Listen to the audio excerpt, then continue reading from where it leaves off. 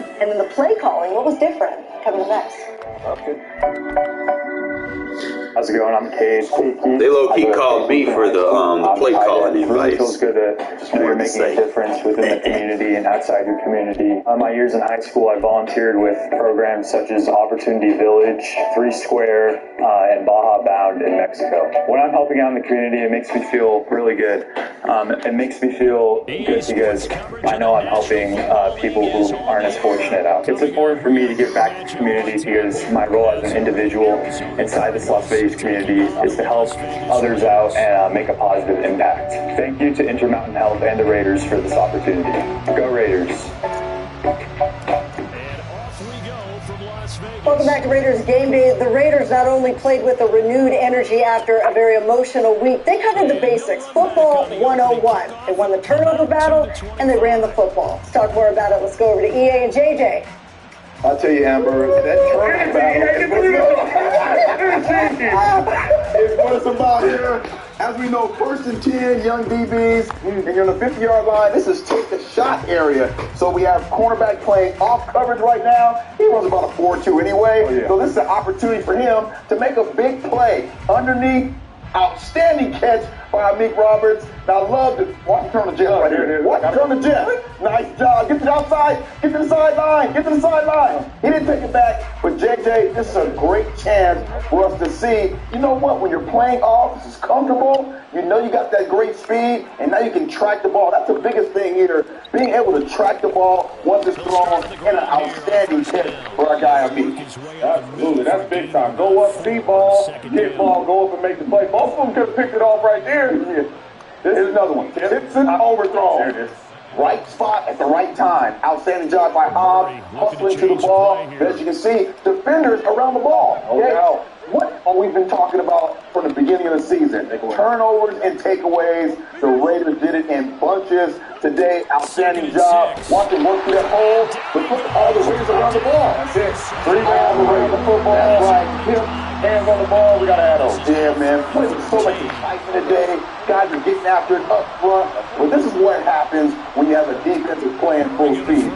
JJ. Defense does that, gets the ball to the offense. This is the start of the game. This first drive of the game. You already heard Josh Jacobs talk. We are going to run the football. These are some of our favorite runs that he got to the offensive line with. Right here, look, not a lot of trickery. We're going to move the tight end just to decorate this thing a little bit. You see him talking and communicating on the back end to shuffle that thing downhill. Coming downhill. Chunk runs right here by Josh Jacobs. These are chunk runs that we've been missing. Look at you see the excitement of the show, right? I told Coach this play was going to work. You get Austin Hooper coming back on the backside, picking up the linebacker. Josh Jacobs gets sitting, coming down. Receiver too.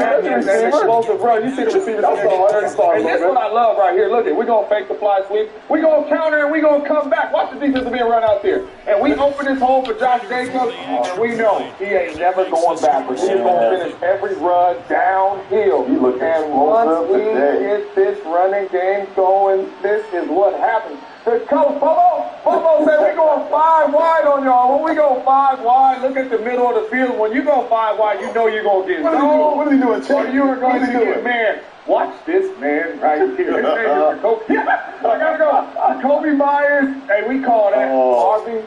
And when you see it from the back angle right here, I'm telling you, this dude is big, fast, and physical. Oh my goodness, I gotta go. You going to the sideline, I'm going to the end zone. But that is very easy for the quarterback, the rookie quarterback, 5 wide. You see man to man, I don't care who you go to, but you know the ball gonna come out of your hand. Make it really, really simple. And we've seen a lot of the celebrations out there, and it was Steve Nash going there with a lot of excitement. Back to you. Steve Nash, first down. Hey, Bobo, by the way, Bo Hardiger has a new nickname. Not to be confused with Debo or Dabo. It's Bobo. And Bobo slayed the Giants.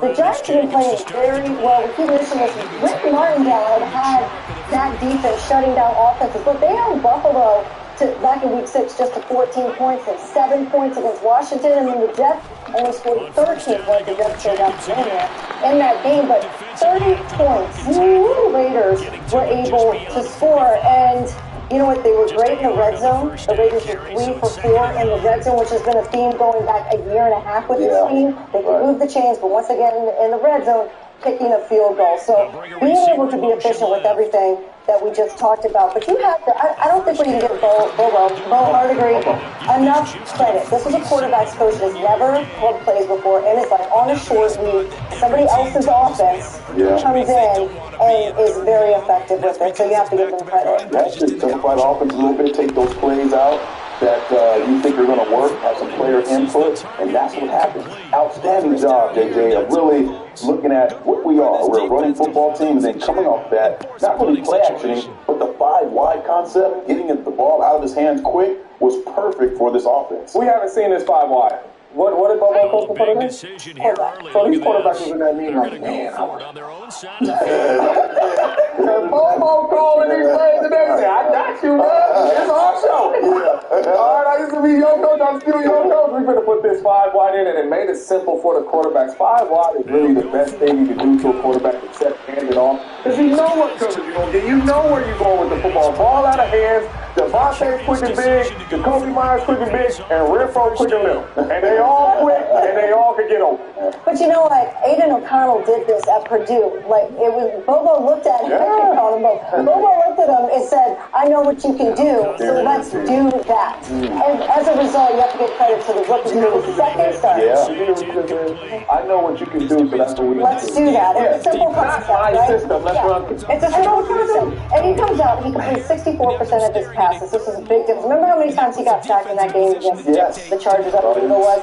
The offensive line kept him upright for the most part.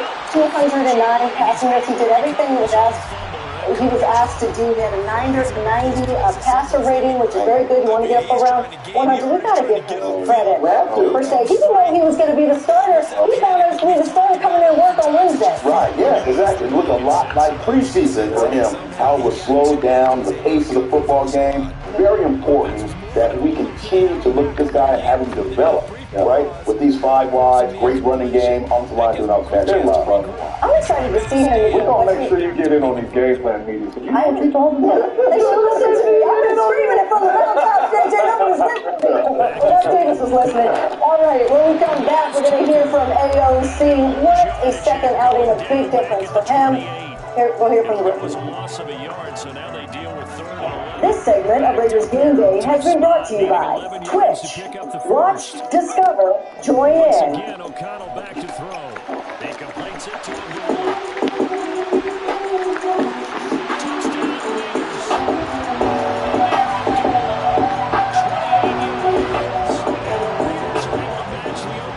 touchdown against them with one transition to new coach. I know that playing for a coach who had obviously played with as soon as he did, playing for a coach who has a lot of experience as a former player, which is the one that Yeah, I think, AP did a great job. It was a hard situation, a short week, and an unfortunate situation that he, took full advantage of. And, AP's a guy who has strong convictions, and, you can feel his intensity when he talks, and I think guys believe in him, and, again, we just all around offense, defense, special teams did a really good job executing. You talked before about how games develop. I'm just curious, the locker room, you guys have won some games, but we could even hear you out here. Will you talk about that locker room and just how a team can take this and use it for momentum with confidence? I think the guys are just, definitely tired, but ecstatic to have been able to perform like that. I think, it's just hard. It was in my first experience in the NFL. It's a hard situation what happened this week, and so I think the guys felt relieved and happy, and just super joyful that we could perform like this. And so, yeah, it was definitely rocking in the locker room. It's just great to see all the smiles from the coaches, player, administration. That's really what keeps you going and why you do it at the end of the day. We're going to get him the wardrobe upgrade. He's going to get these now. We're going to explain that to him, but hey, he did well. And who did very well? The running backs. And on the ground, the Raiders, one big number, 125 rushing yards against the Giants. This is the first time. We're in week 9. The first time the Raiders, who have the league-leading rusher from 2022, actually went over 100 yards as a team, and that's worth noting. But hey, we said, I think as a group, a couple of us analysts said maybe they should run the ball. Do you remember that? Let's check the receipt. Man, the best way to help your young quarterback out, hand the football. Josh Jacobs. Yeah, we haven't really established a run all season long with Josh Jacobs, and it's disappointing because this is a dude who led the National Football League. Let me say it again. Led the National Football League in rushing yards last year. I haven't seen our football team yet just line up and be able to have a deep shot, to be able to kind of get that one-on-one coverage and beat it. I haven't seen it yet. Until you see it, you can continue to get in the box, really focus on the run, until you're able to change the view of your football team. Not only were we right, we looked clean and all that. AOC, check out this film. That's how you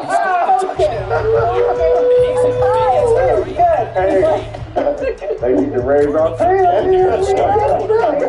know he has a coding budget. We're going to have a class. It was only a second start. But look, Josh Jacobs, it was confusing to everybody how with the same line minus a right guard change and the league-leading rusher that you could have such low output from a run game. And do we come to the conclusion that it might have been the play calling or the feeling from the running back not being involved in the play calling, or what do we think changed? Oh, it has to be play calling. It has to be play calling.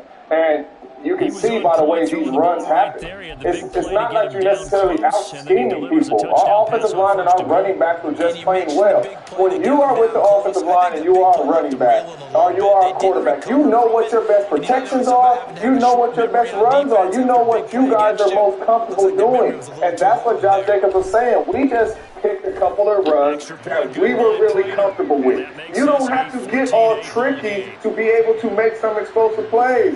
Do what you are comfortable with, and that is what this looks like right here. Not as a coach getting up there saying, this is a scheme we run in this week. No, Josh, what you like? You know what I'm saying? What do you like? Offensive line, what plays do you like? And also and let's come down here. There was an energy and an openness and a support from his head coach, and you know what? I can't wait to go. We've been here in the studio. We haven't seen inside the locker room yet. We can't wait to bring you guys inside the locker room. Also, we're going to hear from Antonio Pierce from Compton to Las Vegas. He's a diehard Raiders fan as a kid. He gets his first win as the head coach of the Raiders. Coming up next, AP. This segment of Raiders Game Day has been brought to you by America First Credit Union, the official credit union of the Las Vegas Raiders. Do you maybe mix it up now going to the ground game? Anticipating the defense making some changes. Necessarily just absolutely going in the same direction. They've been doing some change it up until they showed me a reason to do so. Throwing on first down to Connor. Hey, we talked about it, man. Lane sheet, new chapter, you write it on script.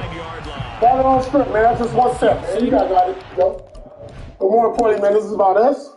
This is about you. You guys made up your minds what we was going to do. We did it. Exactly what we said. And then we did it. Hey, man, I know the coaches, the whole organization, the whole building is proud. More importantly, I'm happy for you guys. That was rough the last 2 weeks. Biggest window, the front window. And guess what? Every door we're going to, we're kicking that from now on. But no thanks about it, man. Hey, man, you know what this time is? I'll see you. That's the NFL Sports. We are in the inner harbor of Baltimore at M&T Bank Stadium. Tonight we've got a Did you see the cigars going in? Different vibes. He said in his, you know what got me like you, James? On Wednesday when he said Raider Nation versus everybody. I mean, a leader of men, he inspired everybody. And the thing that was missing was the connection with the players. Yep. That feel like we are all in this together. Forget everybody else. We're all at the same level. We're all going to do this together. We just felt that. Yeah, that's unique. That's like no other locker room in the nation. That's like that Colorado locker room at the beginning of the season, right? That's the kind of vibe we're getting right now. And it's going to last. That effort is going to be there. You may not win every football game, but that effort, that authenticity is going to be there. He is just so right for this job at this point right now. That brotherhood and that camaraderie is going to be contagious. Mm-hmm. That feeling they haven't had in a long time is going to go into that Jets game. It's going to be a tough game. But that's hard to capture. I'll put my money on AP. That's hard to capture. I will see you Wednesday. You know what that is to them boys out here. You know how hard they gonna come out on Sunday and play. Saying we ain't gonna mess this schedule up because we know when we beat up on the Jets, I will see you Wednesday. When was the next time they had a day off? When was the last time they had a day off? They opened it coming up next. We're going to go Max Crosby. Oh, there he is, still has the cigar in his hand. That's so Raider right there. That's about as Raider as it gets. Raiders Game Day has been brought to you by Twitch. Watch, discover, join in. Credit One Bank, the official credit card of the Las Vegas Raiders. Modelo, a reward for those with a fighting spirit. The mark of a fighter, drink responsibly. And for the Raiders, win this one 30-6. We have heard with the Lions. Sounds like the celebration continues as we welcome in Max Crosby. And Max, there you go. We got the cigar. We got the legendary tattoos. How does this feel? How does this feel? I mean, what is it? This was a short week. People forget about that. You put on Monday Night Football. Short week, regime change. You come out and you hold this team for just 6 months. Yeah, it's incredible. You know, I got to give a big shout out to the whole, the whole squad. You know, everybody responded great. We had a ton of fun out there. We just played great football, so it was super exciting to see it. You know, they scored. They had 1 touchdown, but for the most part, I feel like we did a really good job defensively, and we got to give a big shout out to the offense as well, man, and Paul as well for dialing it up all day. Super proud of everybody involved. It was an awesome thing. You know, just to see everybody smiling, having fun, and obviously AP just leading the way. So, nothing better, man. Yeah, man, talk to us a little bit about AP, because watching that game, it looked like it was a totally different energy on both sides of the ball. Offense aggressive, defense coming around, flying around. But not only that, just the dudes celebrate with each other. You've seen the guys on the offense celebrate with each other, vice versa on the defense. Talk to us a little bit about Coach Antonio Pierce. I don't even know where to start. You see AP every single day bringing the juice, having fun, bringing energy, and he's a real one. Every single day we go out there, he keeps it real. He's going to tell you exactly what, you need to hear when sometimes you don't want to hear, and that's what you got to respect about him. He's authentic as they come. Like you said, he's from Compton, California, man. He keeps it real, and, everybody responded well, and we just went out there and got a big win, so, it's nothing better. Another outstanding performance, and all eyes were on your defense, and of course all eyes on you. How do you sustain this kind of play for the next couple weeks? We just got to, the recovery starts right now. I'm about to go in there, get a cold tub, encourage the guys to get a cold tub, get a Norman section, you go home, stretch, get your body right. We got another New York team coming in next week, so we got to get better. We got to improve and figure out, how to get another one. So that's all that matters. 8 sacks from this defense, and 3 went to you, but Spillane, Merrick, Kuntz, Wilson, Butler, Nichols, everybody got involved. What does that say about the potential for this team that we're now seeing unleashed on this defense? Yeah, for us, it starts up front. We got to be able to, dominate the run game to give us more opportunities to get to the quarterback. So we talk about it all the time. We responded, and I think it was a good start. But like you said, we got to improve. We got to be better next week. I know personally I can be better, and I know everybody else feels the same way. So we just got to, continue improving. Man, talk to us about the defense, man, because you guys was on the screen today. The front end was out there with the back end, getting their hands on footballs, intercepting footballs, and really getting the ball back to the offense. Just talk to us about that secondary a little bit. They've played incredible. We've seen Amin, we've seen Nick Hodge, Marcus Peters, everybody just around the ball. Trayvon Moore, I could go on and on. Those guys have been doing a really good job all year. And I feel like everybody got to see, the full display. Everyone was out there making plays. Like I said, it's complimentary football. It starts up front, we get pressure, it makes the job harder on the quarterback, and he's got to get rid of the ball quicker. So you've seen that today. Guys are making plays when opportunities presented themselves. Max, last one for me, and you're one of the best guys in our league right now.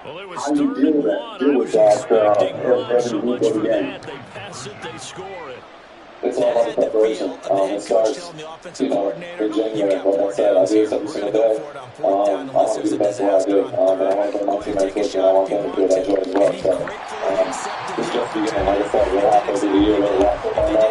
I got a lot more to bring to the table. So, I'm going to keep improving. I'm showing every single day, and then the guys with me, and I cannot wait to see, you know, how everybody responds. And, you know, right now it's just about enjoying it, you know, get our bodies right, and get out there and get another win next week.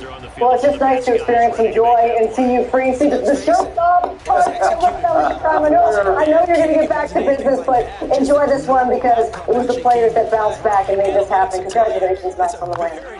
Absolutely. Hey, and the Rush Podcast. Everyone tune in. Next time, man. Next time, bring the hostess some cigars too, man. Bring her some too, man. James was talking over here. James was talking over here. The Rush Podcast. Check it out. It's awesome. I do watch it. Awesome. Thanks a lot, Matt. Thank you so much. Appreciate it. Appreciate you guys. So they'd like to take this energy into Sunday Night Football. I know NBC's glad they're going to flex this one out. We got the Jets, and we got the Raiders. Tough defense. Then the Dolphins, who did not look good in Germany today. Kansas City Chiefs have a very good defense. The offense. All three of those games are Max Crosby games. They are Max Crosby games. And then the bye week, we'll see where this team is going into the bye. But let's look back at the that was Rick Ross. Ricky Rose. Allegiant Stadium always popping with Raider Nation and Rick Ross. One nation. Under God. The Raiderettes always killing behind them. Look, that's Mickey Thomas in Stokes. Mickey, there you go. That man's got a voice.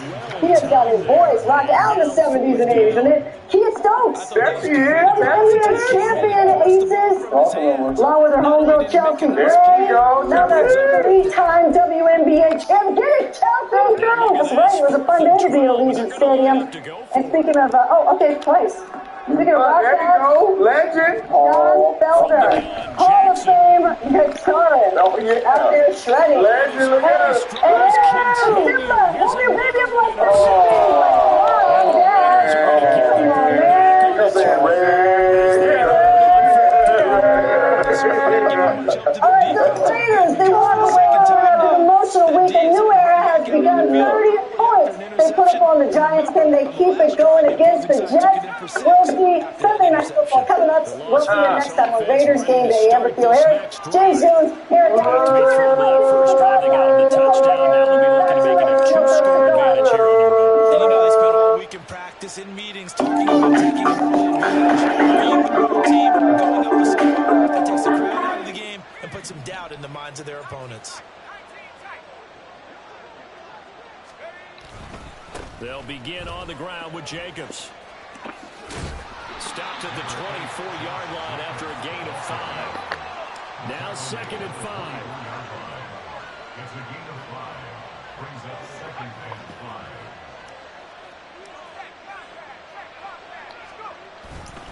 They'll stay on the ground with Jacobs. Thanks for pinching the line, dummy. And he'll be taken down as that will take Stupid us little to dummy. the end of the first quarter of play.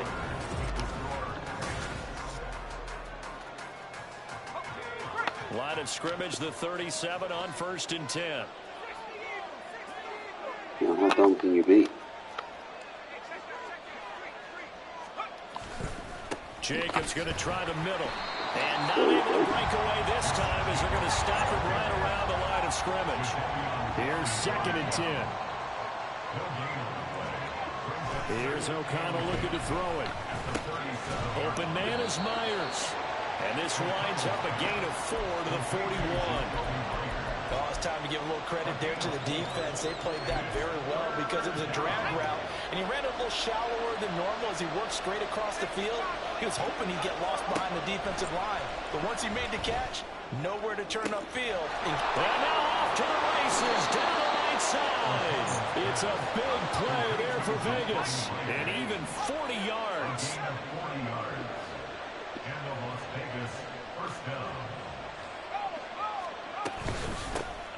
First down, here's White. And he'll go down here at the 12-yard line. 2nd down and 4.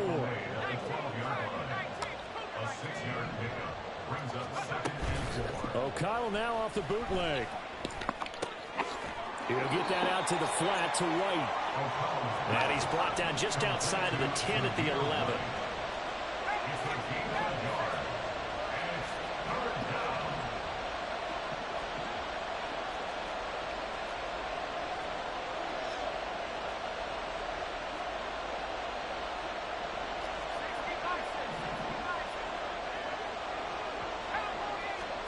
Throwing on 3rd, O'Connell.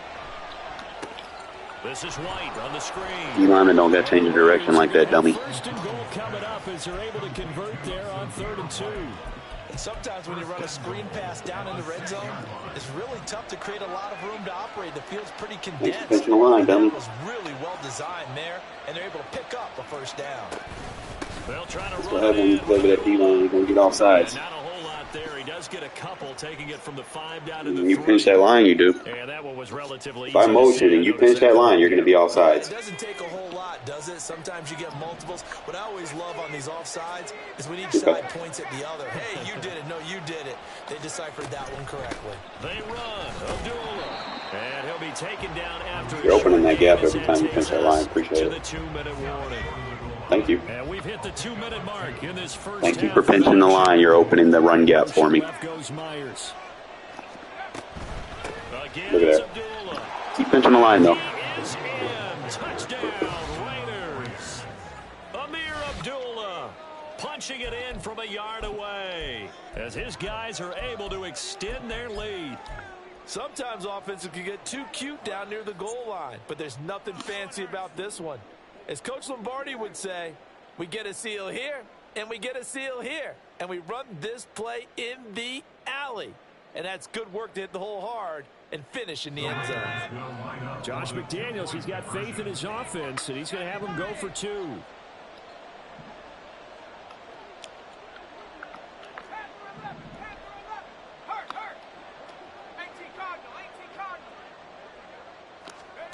O'Connell's throwing for it. And this one incomplete. So they went for the 2, they don't get it. Well, thank you for beating me 12-0 right now. 2 tries at 2-point conversions, and both fail. And you want to say, let's go ahead and run the kicker out there from now on. But the problem is you're chasing points at this stage. So now you got to dial up more 2-point conversions and hope you're successful from here on out. A second quarter onside kick there that failed. Is that something that maybe they had dialed up before this game started? It feels like it, doesn't it? That they thought they had the right situation, you know, and the right approach in going after it. Also may signal that they feel like they have the superior team, that they can try these sorts of things and it won't come back and hurt them later. Hey. You change it. Trying to shake off the interception from the last drive. He'll look to throw. That is caught for Sean Bateman. And they're able to work this to the 25 before it's all said and done. An excellent pickup of 20 yards. Well, there's no disputing. He's made some poor throws in this first half, but this was a good one. And you can bet this is an offense that isn't going to pull back. They believe in what he can do. So all you can do is look forward, and they pick up a first down. And just good downhill running there as he'll take this to the 15-yard line. First down now, but that clock rolling. Here's Jackson to throw. Checks this down to Edwards out of the backfield. And this play gets blown up. They'll lose yardage. Back at the 17. That one unable to develop, never got going. A loss of a couple, and it's second down.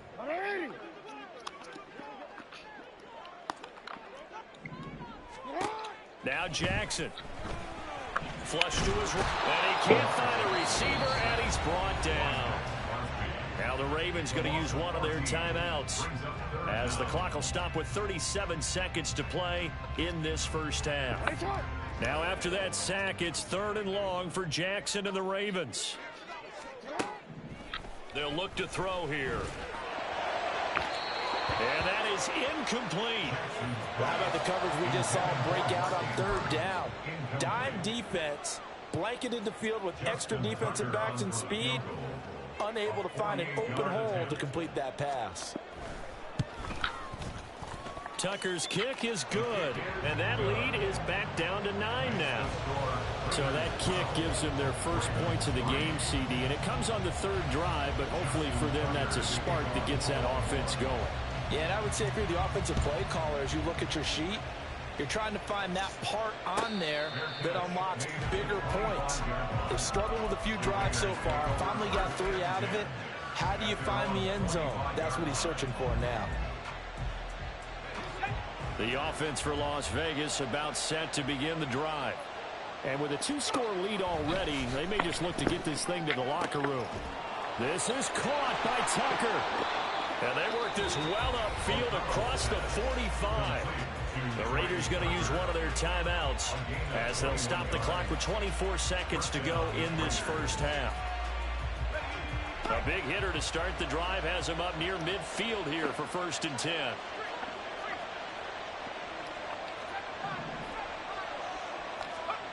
To throw here, O'Connell. That's caught by Myers. Now the Raiders going to go ahead and use the second of their timeouts. So that means they're down to 1 remaining here as we head toward halftime. O'Connell looking to throw on first. He hits Adams complete. And down inside the 15, shy of the 10. Now the Raiders going to burn their 3rd and final timeout. And with halftime on the horizon, they'll be out of timeouts from here forward. Now a 1st and 10 at the 11.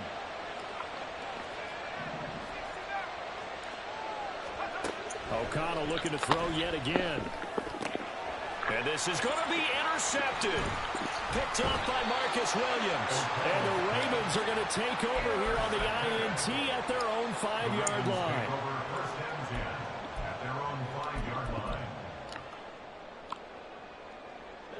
The Raven offense set at the line for this next drive.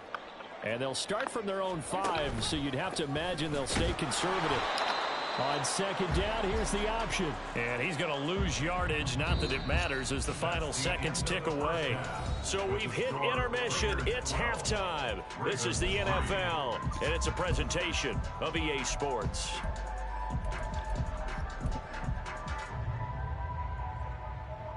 Welcome back. Halftime over. We are ready for quarter number 3. Alongside Charles Davis, I'm Brandon Gaughan.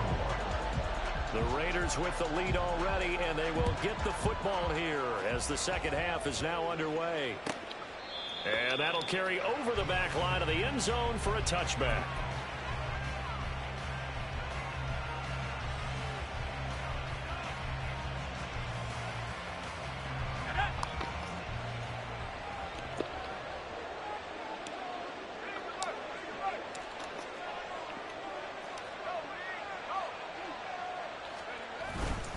On the ground, Jacobs will get the 3rd quarter started. And not much to speak of. Call it a 1-yard gain up to the 26. 1-yard gain brings up 2nd and 9 at the 26-yard line. Play action. Now O'Connell. That's complete into the hands of Myers. And he'll be taken down, but not before they work it across midfield. A 1st down there on a pickup of 25.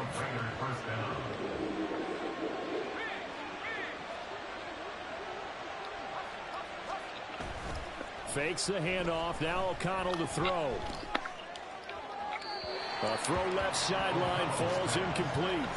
The coverage keyed in on him since that last completion his way. He earned a little more attention on that route, and that made it a lot tougher to get a clean throw his way.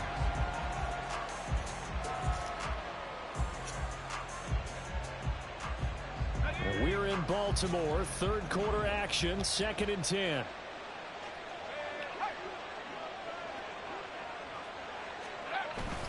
And they go play action here with O'Connell.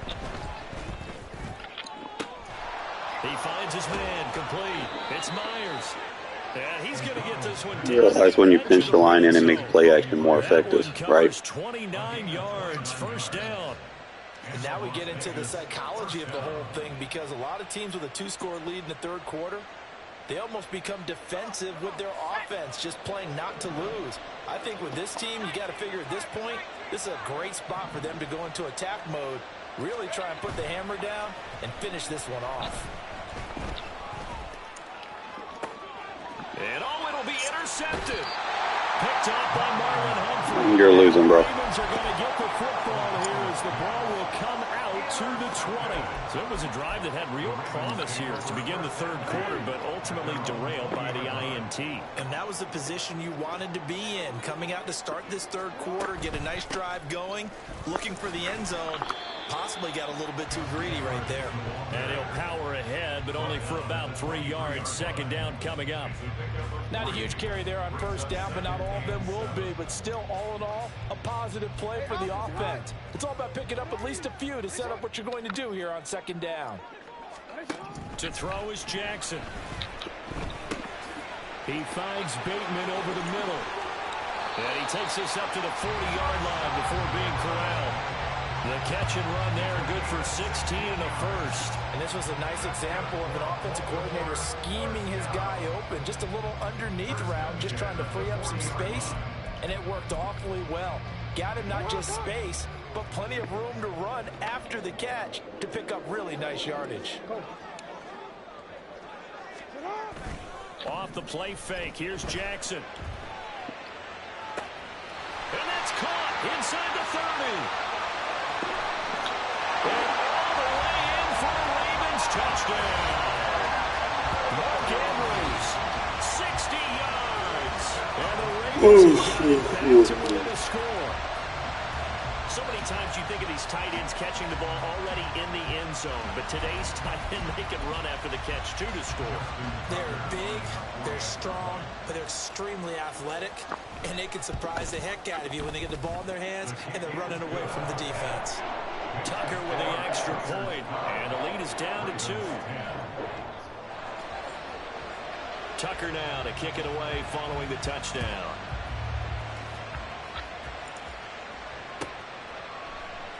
And Carter deciding not to bring this one out.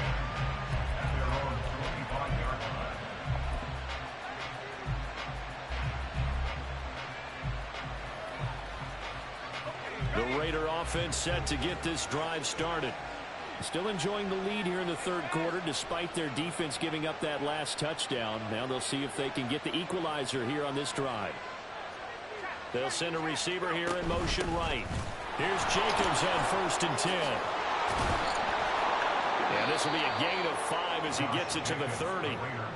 Well, they did throw interceptions on their last 2 drives, so no surprise at all they decided to start it with a running play. I'm actually a little bit surprised, though, that they got as much out of it as they did. Yeah, decent little gain. Puts them in a pretty good spot for second down. Now it's O'Connell. This a screen to Abdullah. Finding space at the 40. And he'll get this all the way up to the 42-yard line. Give them 12 yards that time, and a Las Vegas first.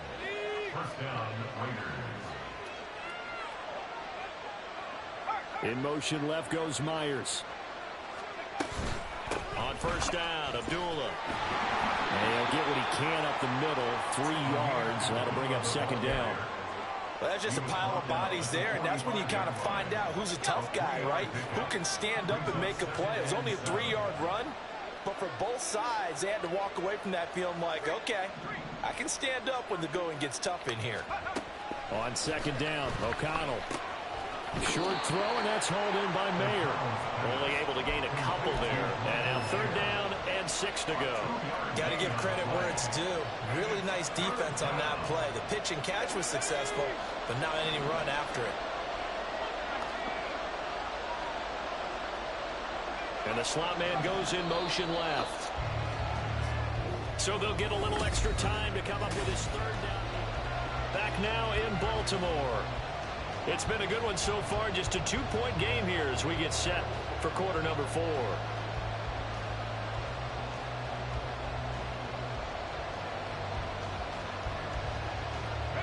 The offense on 3rd down, they've been good. 3 for 4 thus far.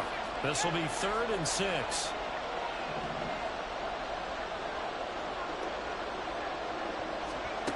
Now O'Connell. He had him. He was open, but he couldn't get it to him. It's incomplete.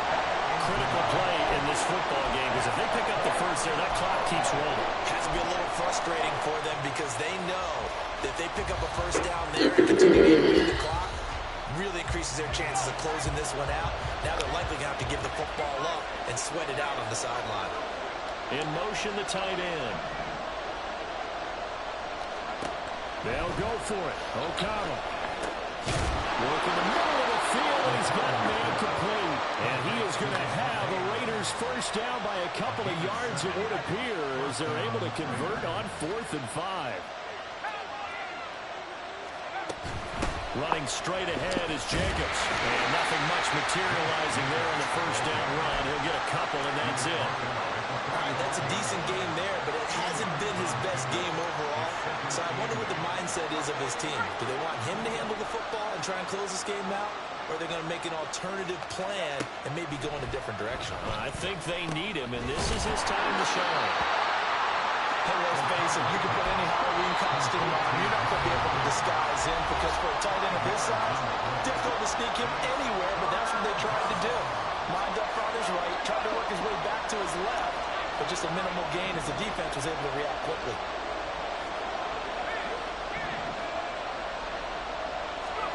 O'Connell from the gun on 3rd down. Able to find the open man. That's complete. And he is going to have the Raiders first down by a couple of yards as they're able to convert here on 3rd and 3. They've been moving the ball well, but this drive was in danger of stalling out. Fortunately, this is a nice throw here, and they're able to pick up a new set of downs. Back to the ground now. Here's Abdullah. And a short gain down to about the 33. Just a yard on the pickup there, and it'll bring up a 2nd and 9. Well, the objective there, I mean, yes, the positive gain, that's nice, but work some clock. Yeah, you're exactly right, but the problem for them is still within a possession, so they can't just sit on it running the ball.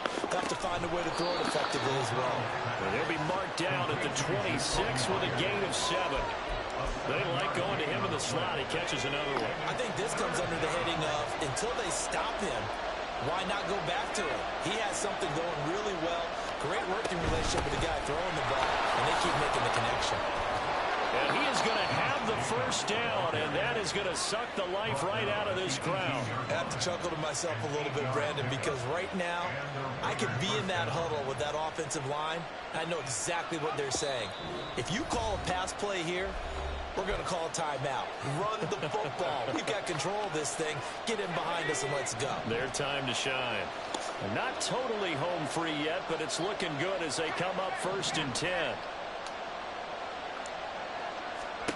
Throwing, O'Connell. And that is incomplete. Oh, the coverage a little too good there, and it's 2nd down. One thing you hope to see out of a rookie tight end is a real concentration when the ball's in the air, and I'm not sure that he didn't, but he has to be prepared for people making a play on it when that ball's up for grabs. That one looks like he'll throw here. A dump off for Abdullah. And he'll get it here to the 10-yard line. And we see another pitch and catch there to the running back. This position just continues to evolve. They become just as critical to the passing attack as a lot of receivers, tight ends, because their ability to make people miss in the open field can really generate big plays for an offense.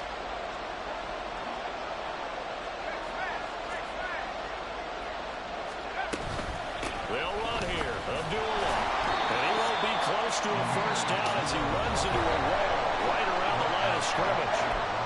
The Ravens going to use the 2nd of their timeouts as they'll head to the sideline and talk over what to do next. Here's a big one now. Trying to hold this lead. They're going to go for it here on 4th down. They're going to run it with Abdullah. And he's going to have a Raider first down.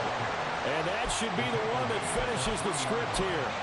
That one a backbreaker as they wind up converting there on 4th. Prior to that, they were 2 for 2 on 4th down conversions in this ball game. Now 3 for 3. And you've got to figure their luck's got to run out at some point, doesn't it?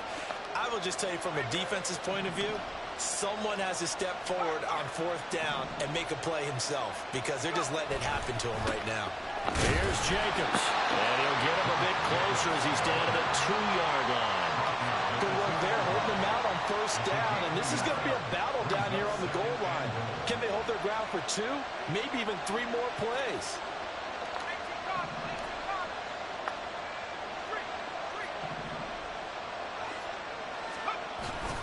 One more time with Jacobs.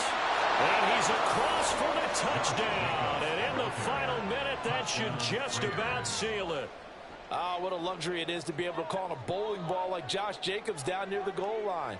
5'10", 220 pounds, and he's not afraid to get in there and get the tough yards. He finishes off this drive with a touchdown run. Extra point by Carlson, up and good. That's a good drive. Might seal the deal as that makes it a 2-score game here with not a lot of time remaining. Good fucking shit. Out is the kickoff unit as they run up and send this one away.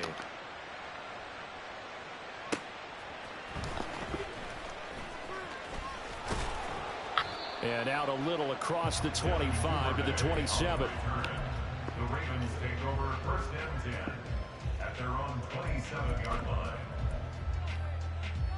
line. This is first and 10. Here's Jackson. And the Raiders have got him. Ravens going to use their third and final timeout, as it'll come with 15 seconds to play in the ball game. And we all know how talented this guy is, who's calling the signals for him. But even the best in the game, they can struggle against a good, cohesive zone coverage. Can't find a gap in the secondary quick enough, and he ends up taking a sack. Jackson to throw. And this will be well too low for him to bring in. I didn't think he uses that much. If this offense can't get it done, they'll think back to just a few plays and say to themselves, this was a winnable game, and we let it get away. Still a chance to save it, but time's definitely running out. Throwing, Jackson. Watch him. And got his man complete. And finally taken down at the 34. So this one a victory for the Las Vegas Raiders. And they were spurred on by oh, boy, I've been violent with Aiden, man. Quarter as they held their opponents off the scoreboard. Everyone wants to pitch a shutout for the entire game, but when you throw one in the fourth quarter, that tells everyone that you're getting stronger. And dominance is starting to take probably over. would have more. Right? The way that you close, the way that you finish, that gets preached to you from the time you're playing Little League football. All the way Man, I feel so much better during the week that the Raiders win, bro. Especially like we won like we did, man. That right there, that just tells everything. Fucking McDaniels sucks. Because I knew their roster was capable of winning some of them games, like. And I knew our roster was capable of scoring more than 20 points. Just sometimes it's just, you know, like they said, man, it's just you need a leader of men. Let them boys go out there and have fun, man. Stop trying to tell them what to do. Let them do what they do best. You know? What's up, Will?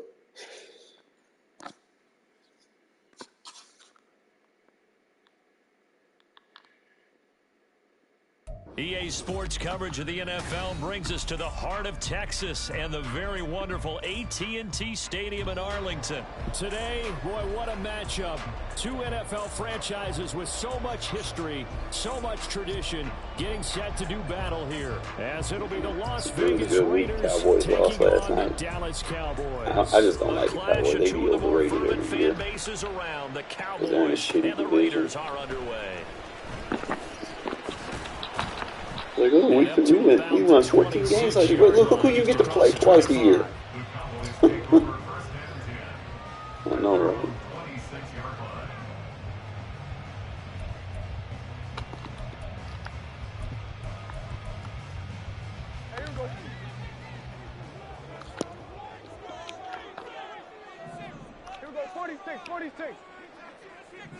Play one, and Prescott to the air. And his throw is incomplete. Had an open man that time, but ended up putting a little too much heat on it, don't you think, partner? Absolutely, just needed a touch more air under it. Instead, he fired an absolute bullet. 2nd and 10.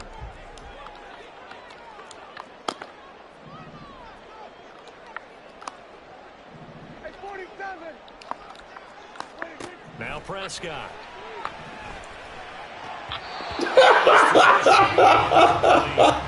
This defense has passed its first two tests by forcing back-to-back incompletions. They know there's probably another throw coming on 3rd down. Let's see if they decide to force the issue by sending people on a blitz.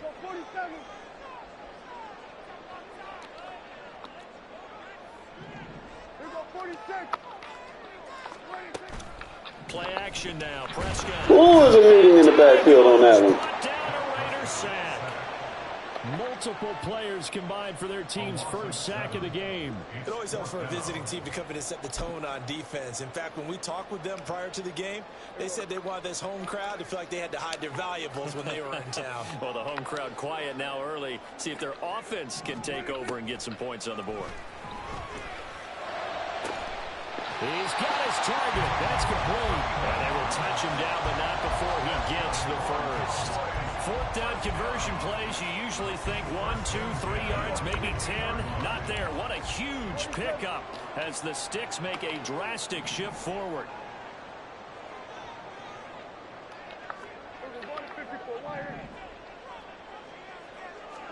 Prescott now from the 50. And he takes a shot on the release as this will be incomplete. They're bringing a lot of pressure here already in the first quarter. Already sacked him once. Now they get in there and knock another one away. You think maybe that Tucker rule being gone makes defenses a lot bolder? Yes, indeed. That time, lucky that the arm was going forward. Incomplete pass. Here's Prescott. Going to throw right side here. Complete. Well, he's going to be out of bounds, but not before he takes it inside the 40. Second catch for him today, and it'll wind up a first down.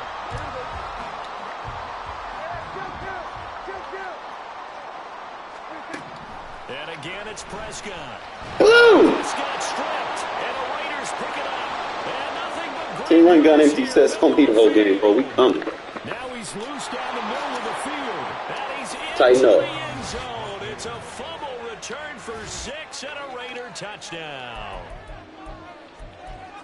So the defense forces the fumble. They get the score, and a guy on defense becoming offensive there, Charles. And you know they love that. Any guy on defense loves to pick up the ball and have it in his hands and try and score himself. In this case, that's exactly what happened. He'll be singing in the shower post-game.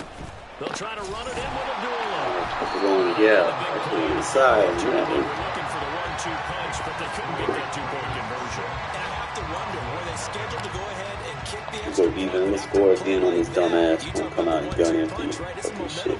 He play shotgun on my defense. Really try to capitalize, and that's what they attempted. Cavante Turpin now from his end Yo, zone. can we get a flag, bro? For me, this happening right in front of you. Get him down at about the 17-yard line. Cowboys take over first and 10 at their own 17-yard line.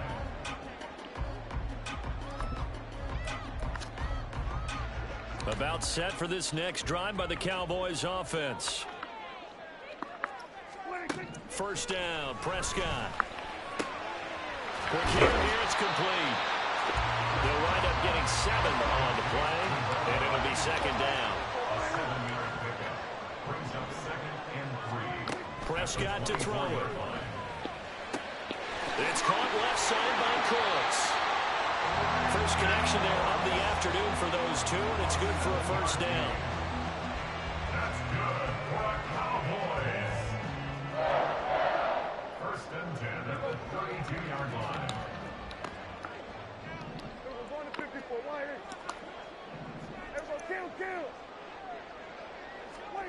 To throw is Prescott.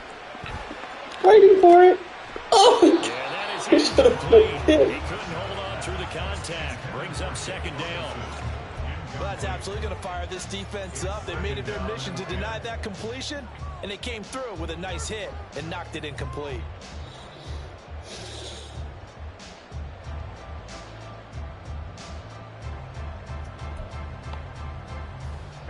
After the incomplete pass, here now is 2nd and 10. Hey, kill.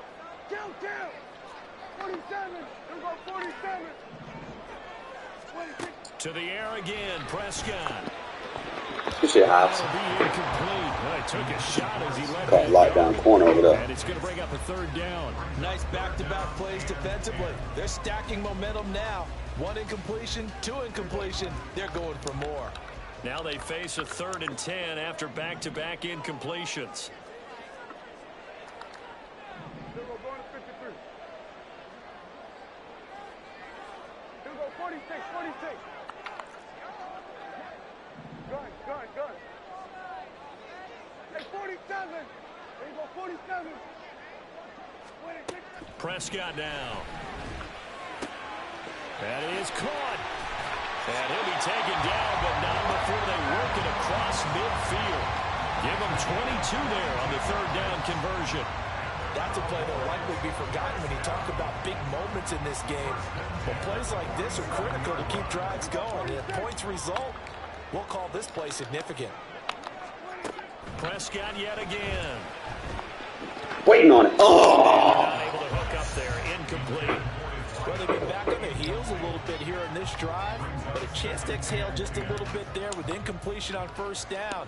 Now they have to gear up, try and get 2 more stops, and escape this drive.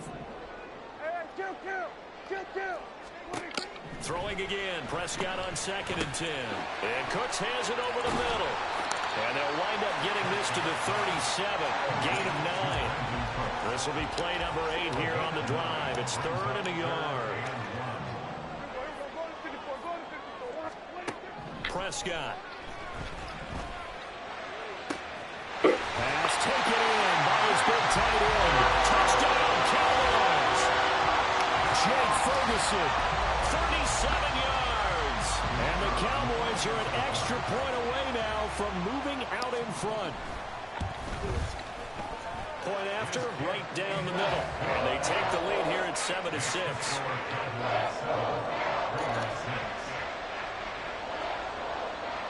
The kickoff unit is out on the field, and they will send this one away. From his end zone, here comes Carter. And only able to get this to the 19, so probably should have opted for the touchback.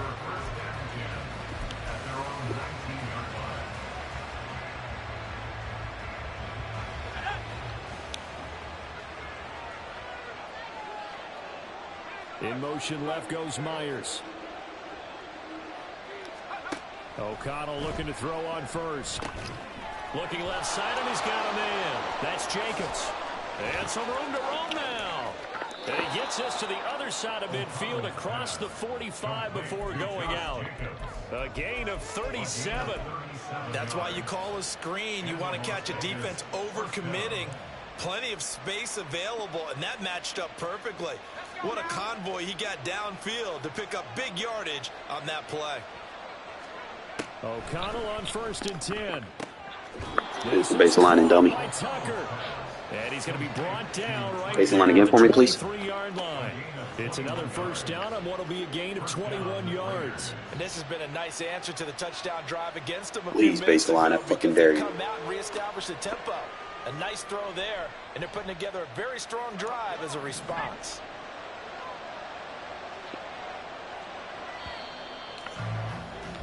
After one, a 1-point game, 7-6.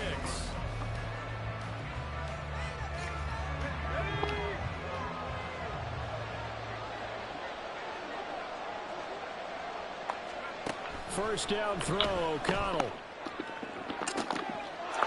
We do this over here. Don't press me, bitch. Press me again like a fucking dumbass. You're going to get fucking lost on. And the Raiders are able to move back in front. And right there, that fade route, that can be tough to stop. If you've got the proper matchup and you've got a wide receiver who knows how to go up and get the football, the fade is really, really tough to stop, especially if the quarterback puts it in the right area. They'll try to run it away when we did that. And he will find the end zone here, and the lead moves up to 7.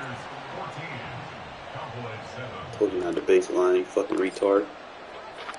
Set now to kick this one away, and off it goes. What they keep doing is fuck around and find out. Oh, some strong running. And he's probably realizing he should have stayed in the end zone as he can only muster a return to the 14-yard line. At their own 14-yard line.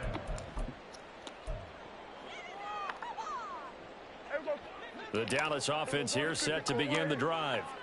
And they'll be looking to build off of a nice drive last time, a drive that really relied on the quarterback.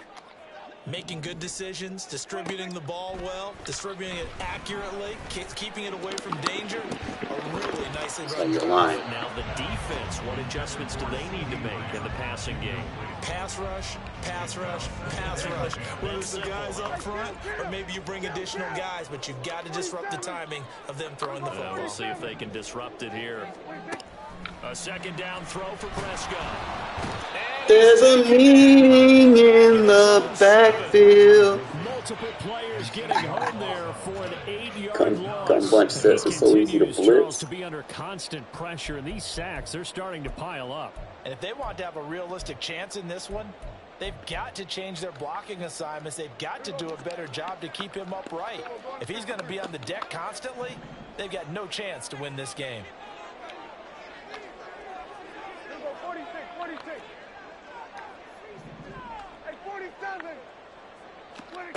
Now on 3rd and long, they'll look to throw. And that's complete to Cooks. And they're going to get him down well short of the first, as he can only get this to about the 19. A gain of 12 yards brings up 4th down. 46. 47. Hey, kill.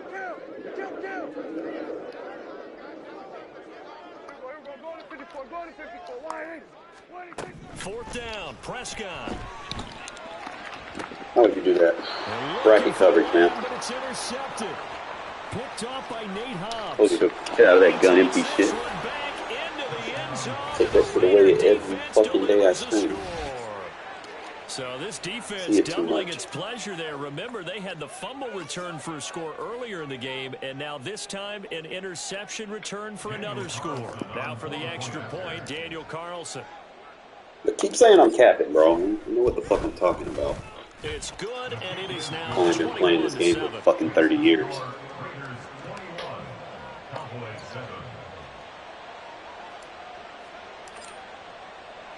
So they throw the pick six. They'll get another shot at it now. As this You might want to change your PSN name because you ain't no fucking Madden god.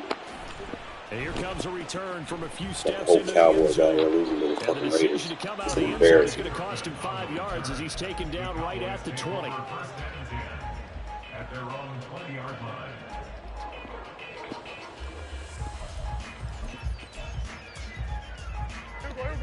About set for this next drive by the Cowboys offense. And not the first time that they're coming back out off of a turnover, but the last one really hurt Charles with that pick six. And it feels like the whole team's infected right now, doesn't it? It's not just been one person. It's kind of been a group effort where the mistakes have happened. Can they put that aside, kind of start over, and put together a nice drive? Forced out to his left. Prescott able to get down there at the end on the slide, and he has the first as well.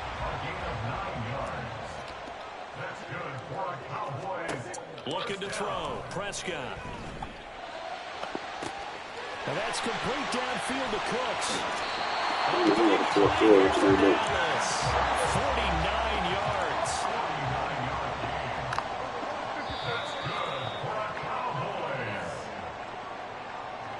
First and 10 at the 13-yard line.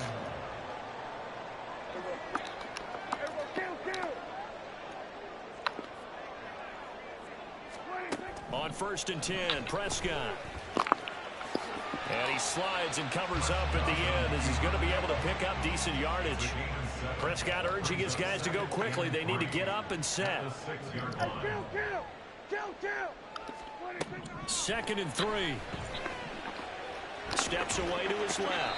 And the Cowboys are looking at 1st and goal as he's tackled all the way down at the 2-yard line. More hits the quarterback takes, the less accuracy he gets. The pressure was coming through yet again, but he certainly didn't stick around for the sack on this occasion. Found an escape route and ended up getting the first down before taking the hit. This is 1st and goal and a golden chance to get a score back here before halftime. Pollard is going backwards as he'll be tackled back at the 4-yard line. The Cowboys looking to get going again in a hurry. Pollard one more time. And he'll get in. Touchdown. Tony Pollard taking it in from 4 yards out. And the Cowboys get a late score here in the final minute of the first half. Baseline again so I can score real easy, okay? And they're back within a touchdown at 21-14.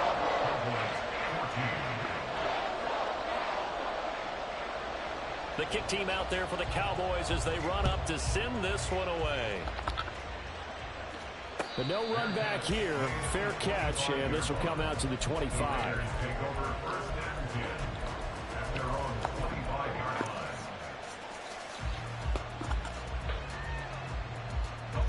The Las Vegas offense ready to start this next drive.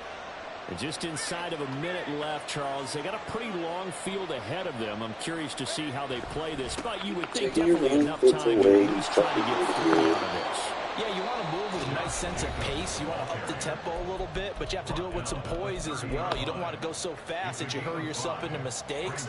There's enough time to put points on the board if they do it right. And even though they have the lead, you know that they would love to extend this lead before heading to the locker room. Taking away your run hits. Come on, Jacob, let's touchdown now. The 31-yard line. The Cowboys going to use their second timeout now, as they'll stop it with just over 40 seconds to go in the first half. He may be a bit undersized compared to the modern baseline again. tackle, but what he lacks in size, he definitely makes up for in his ability to make tackles in the run game as well. On third down, here comes Jacobs. And he's going to have a first down, but not sure it'll matter as the clock will continue to run. The Raiders going to use one of their timeouts as they'll stop it with 30 seconds remaining in this first half. They'll stay on the ground with Jacobs. And good running there as he'll take this all the way up to Sometimes you're going to get beat with something before you adjust and get the fuck out of it. use the second of their timeouts. Oh my god, you're terrible. Spamming. As we head toward halftime. Jacobs going to try the middle. And he can only manage to get a couple. 2nd and 8 coming up. And the offense moving quickly to the line. Now O'Connell. Do this over what I told you. Keep doing it. Keep fucking staying in that defense. I'm gonna torch you. Like the fucking 4th of July, bro. It's too easy to beat. Throwing on first down, O'Connell. Oh, I tried to turn you over. I was gonna moss the fuck out of him. Oh, come on, the back lead. He want that back. Bring up second down. I was gonna push off on him and get in. Thou shalt not do that. Here's O'Connell. You got Devontae over there, bro. Oh. And this is going to be You got lucky. picked off by Trayvon The sideline. And the Cowboys are going to get the football here as he gets this. Get the next one, Devontae. Just cut inside a little bit quicker. We play a bunch of quads again. I'm going to stay in this. The Dallas offense here set to begin the drive. 1 second, all that remains. This isn't working, though. You don't have enough time. That is how this first half will come to an end. That's it for the first half. 2 more quarters to go. We'll have plenty more to see after the break.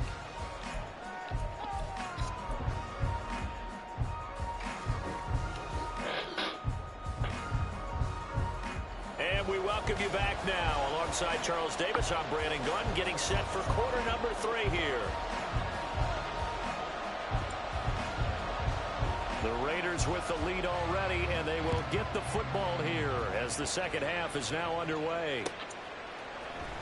From his end zone, here comes Carter. And a nice job there on special teams. You believe in half-time adjustments, or you tell you like to move and stay in the same defense the whole game? Let's see.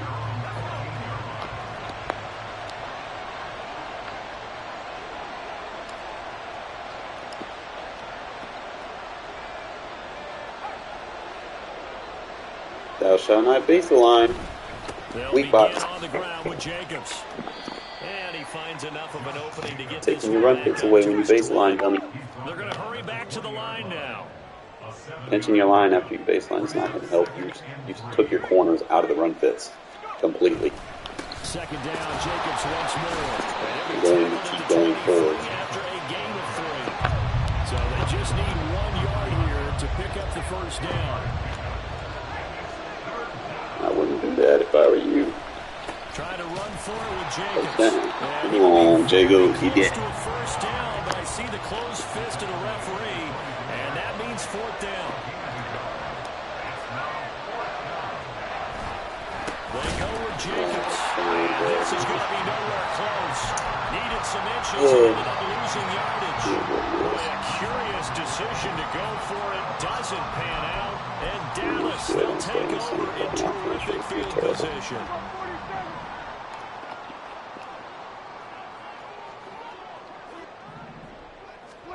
A first down throw for Prescott. Totally terrible. Get out of here. He'll go down. Sacked back at the 31. And they're going to speed things up here. Prescott from the gun. This is caught. It's close. Oh, you got to get on it, bro. Down he goes, taking it inside the 10, just shy of the 5 at the 6. A really nice gain of 25 yards. And remember, this drive started off following the turnover, and they've taken no time working their way down the short field. A nice connection there, and now they're looking at a first and goal. They'll run with Pollard. And he is into the end zone for a Cowboy touchdown. Tony Pollard, his second touchdown of the afternoon. And the Cowboys are within an extra point of tying up this ball game. So he wants to say the ball splits the uprights, and we are tied at 21. We'll put that deviation again. So we're right back where we started, all even as the kick's away. From his end zone, here comes Carter. And no alley to be found. The coverage was solid, and he's dropped at the 18.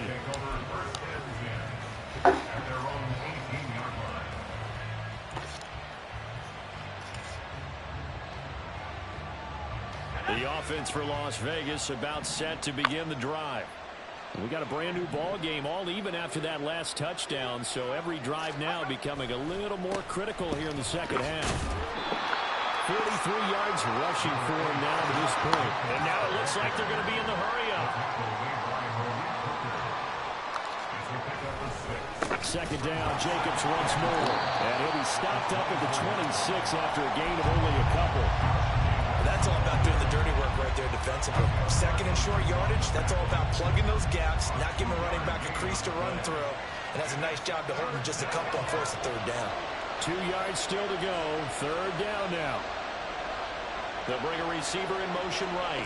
And they're going to give it to him on the jet sweep. And he gets it to the 32. Good enough for a first down. They get 6 on the pickup there as the drive continues. Well, we've seen running backs in today's NFL get involved in the passing game. Maybe it's about time more receivers like that get involved in the running game. And that is something we are seeing more and more in this league, no question about it. That wasn't the biggest of gains. That was enough to get them a first down. And it continues to test the defense. They have to think on every play about who might end up with the ball. 2nd and 7. Here's O'Connell looking to throw it. And he slings one that's incomplete. Trying to get their tight end involved finally. That's the first time that they've looked his way. He's kind of been a forgotten man in this offensive scheme. Yeah, didn't look his way at all in the first half. And I'll bet you the offensive coordinator made a note at the half and said, let's get him involved because he can be a big-time playmaker for us. Work in the middle of the field, and he's got a man complete. And he is going to have the Raiders first down as they're able to get the third down conversion. I think everyone in the stadium saw that big hit coming. And I, as a former defensive back, have to admit I'm a little disappointed. He actually was able to hold on to the ball. He brought the lumber on that play. Give my man a whole lot of credit for taking the hit and possessing the football. And picking up the first down. Now they contend with a 2nd and 12 after the loss. Throwing, O'Connell. Oh, touchdown. He released that awkwardly. It almost almost looked like a pitcher who gripped his fastball a little too hard and let him go late, and it bounced in front of the plate. Yeah, one of those fastballs that ends up at 57 feet, not 60 feet 6 inches. Just a little short with the arm, which is unusual because we saw him in warm-ups. He's got a big, strong arm when he delivers it with confidence. That one's complete out to Michael Mayer. And he gets it just shy of midfield, but that's not enough. He's short of the marker, and they're not going to get to the line to run another play.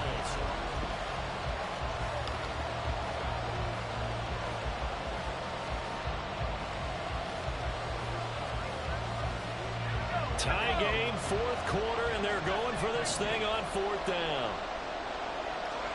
They'll go for it. O'Connell. He's got his target. That's complete. And he'll be taken down, but he does have first down yardage. Well, we kind of looked at each other as they decided to go for it, but in the end, great execution, a 6-yard gain, and it all works out. And they'll send the tight end in motion left. On 1st and 10, it's O'Connell. And this is going to be intercepted. Picked up on Marquise Bell. The 20. And he takes this one back into the end zone. And the Cowboy defense has a touchdown. Well, part of this defense now with multiple interceptions in this game, but this time they say turnabout is fair play because, remember, they had a pick-6 on the other side, and now they get a pick-6 of their own. Yeah, they actually added to some of their nice play throughout this ball game, and good effort by them to secure another interception on this one. A better effort to take it all the way back for 6, and how about an exceptional effort to match their opposition's pick-6 from earlier in this game. From his end zone, here comes Carter. And not a good return here at all as they'll be forced to start at the 12-yard line.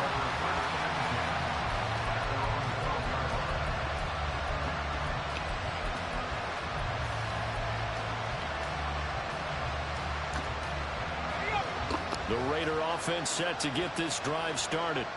And can they regroup? That's the question. The pick-6 hurt, no doubt, but this is still a one-score game here in the fourth. And he'll be taken down, but they've got this one up to the 35-yard line. 23 yards on the play. I think the reason this play is so successful is not just the blocking at the point of attack, but how about the speed at which he takes the handoff? He's in motion already, so he's not coming from a flat start like a running back often is. He's at a full run by the time he gets the football. He'll try and set up the screen. It's complete. And the result here, a pickup of 8. Leaves him with 2 to go on 2nd down. Good call there on 1st down. And, Brandon, I'm getting better over the years and not screaming out, screen, screen, screen with my defensive training. They want to keep those pass rushers honest, and they did so there, and they wind up picking up positive yardage.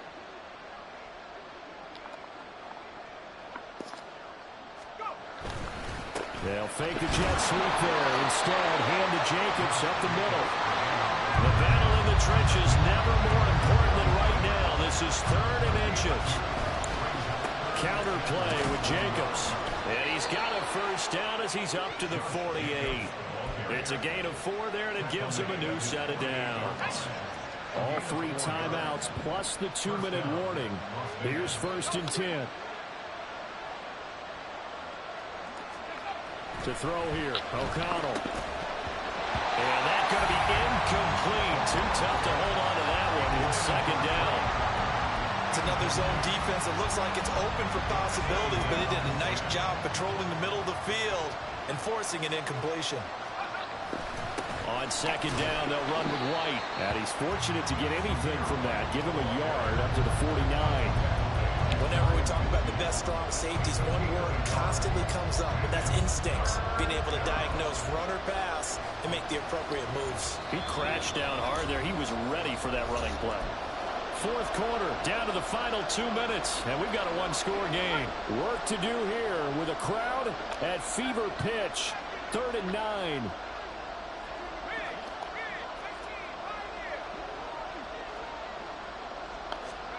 O'Connell. Able to find the open man. That's complete. And he's going to you're going to cover 3 here your week as the against the tackle's same made ball. at the Cowboys' Playing the same 26. defense the whole fucking game. Making no adjustments.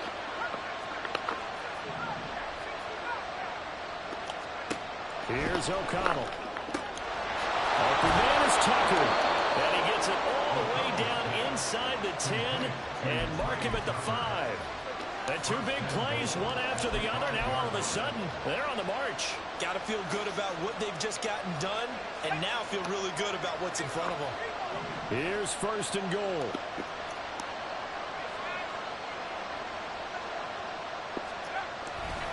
Back to the running game with Jacobs. And he will push his way forward down to about the 3-yard line. Now the Cowboys going to burn the first of their timeouts. That'll leave them with 2 remaining. We'll be back after this.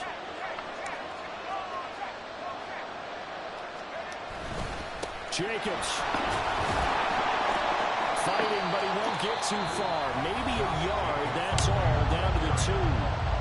The Cowboys going to use their second timeout now. That'll leave them with just 1 remaining in this 4th quarter of play. This crowd doing all they can. Here's 3rd and goal.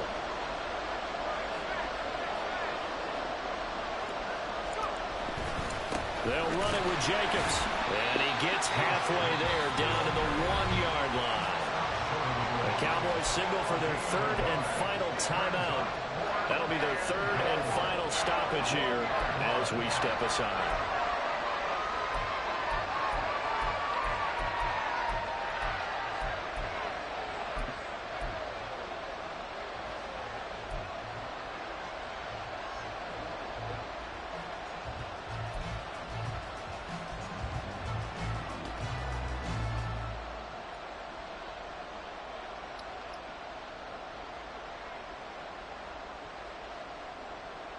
Here it is, 4th and goal.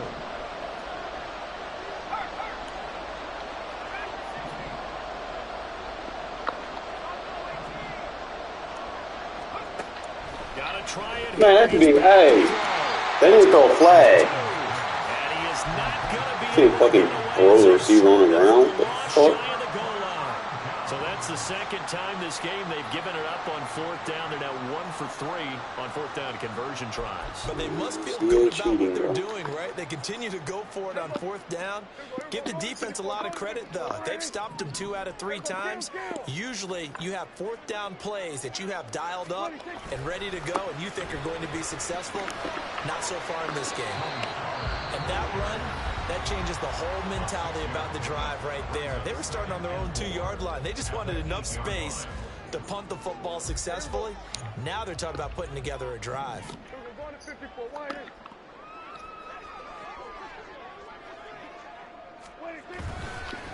Another run on 2nd down, trying to cover up. And he will have a Cowboys first down, and that should be that. Now the Raiders going to go ahead and use the second of their timeouts as they'll stop it with 27 seconds showing on the clock.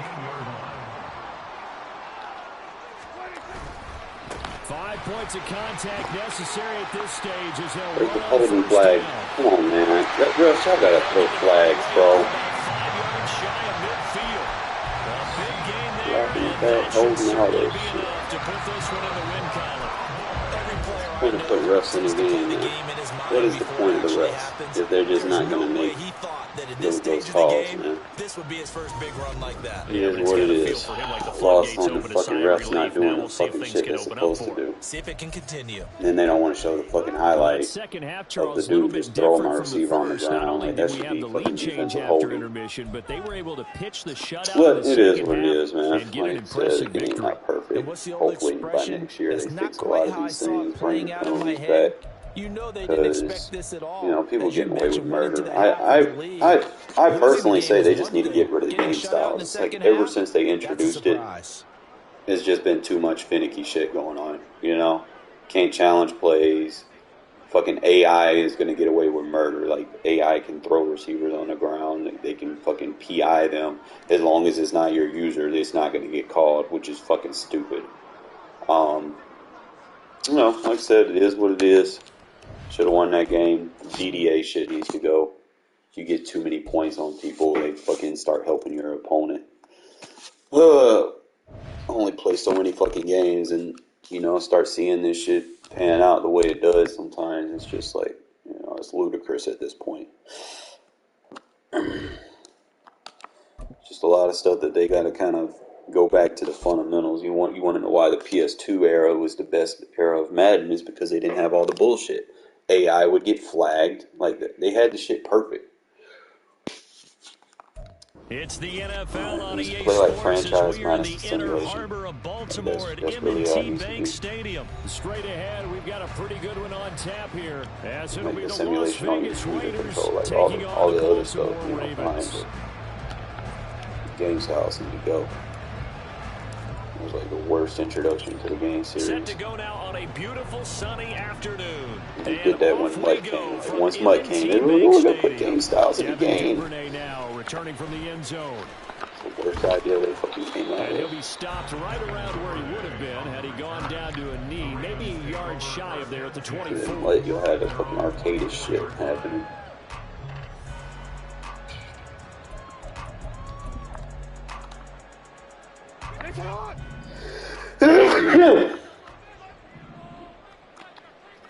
Right to the air is Jackson.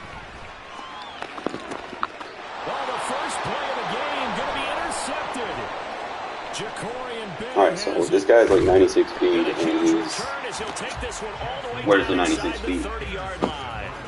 Wow, just one snap in. He's gone. This game has already changed because for the defensive side, they just handed their offense a short field and a big early advantage. And even though it's only the first snap of the game, we're going to look back on this one and see if it has lasting effects as this game moves on.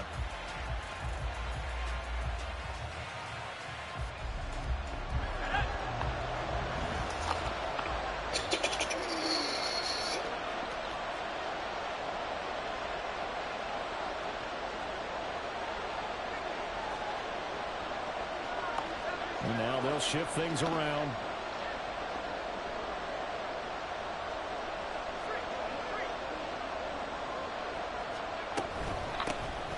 Here's Jacobs on 1st and 10. And he'll go down right on the edge of the red zone following a pickup of about 7 or 8. A nice run here early on. It doesn't take a great play caller to realize you want to establish a guy of his caliber with runs like this early because they'll pay dividends as the game progresses.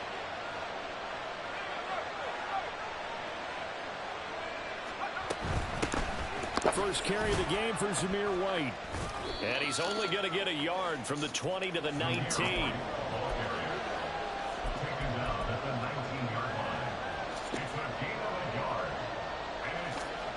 3rd and 2.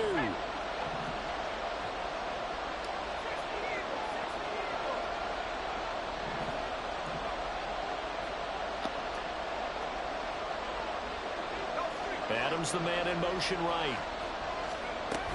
They'll run here. Abdullah. A 5-yard loss there is going to bring up 4th down.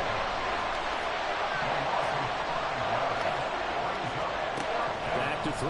O'Connell. And he is caught. And they've got it inside the 10 at the 8. Some collective exhales over there on the sideline. A big pickup through the air on 4th down to bring up 1st and goal. Now it's O'Connell. Going to go down. Sacked right around the 17. Jadeveon Clowney from that outside linebacker spot gets in there. It's a loss of 9. 1st down, a bit of a disaster, and now on 2nd and goal, back even further. And O'Connell now to throw. It's complete. Abdullah. Really nice gain on the completion. However, still 3rd and goal that they face now.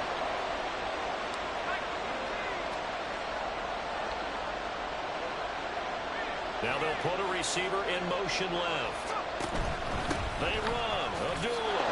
And he's over the line and in for a Raider touchdown. A touchdown run there from a yard out. And the Raiders are on the board first on the road here in Baltimore. O'Connell's throwing for it. And they don't get it. They tried for the 2-point conversion there, but unsuccessful. Boy, so they don't get the conversion, but they're going to go right into the onside kick formation. And this one recovered by the hands team for the Ravens.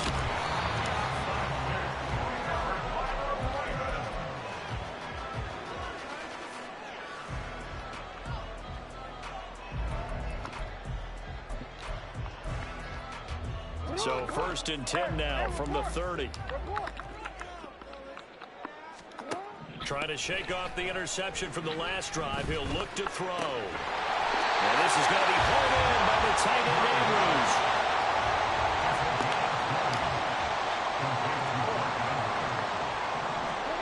Now Jackson on 1st down.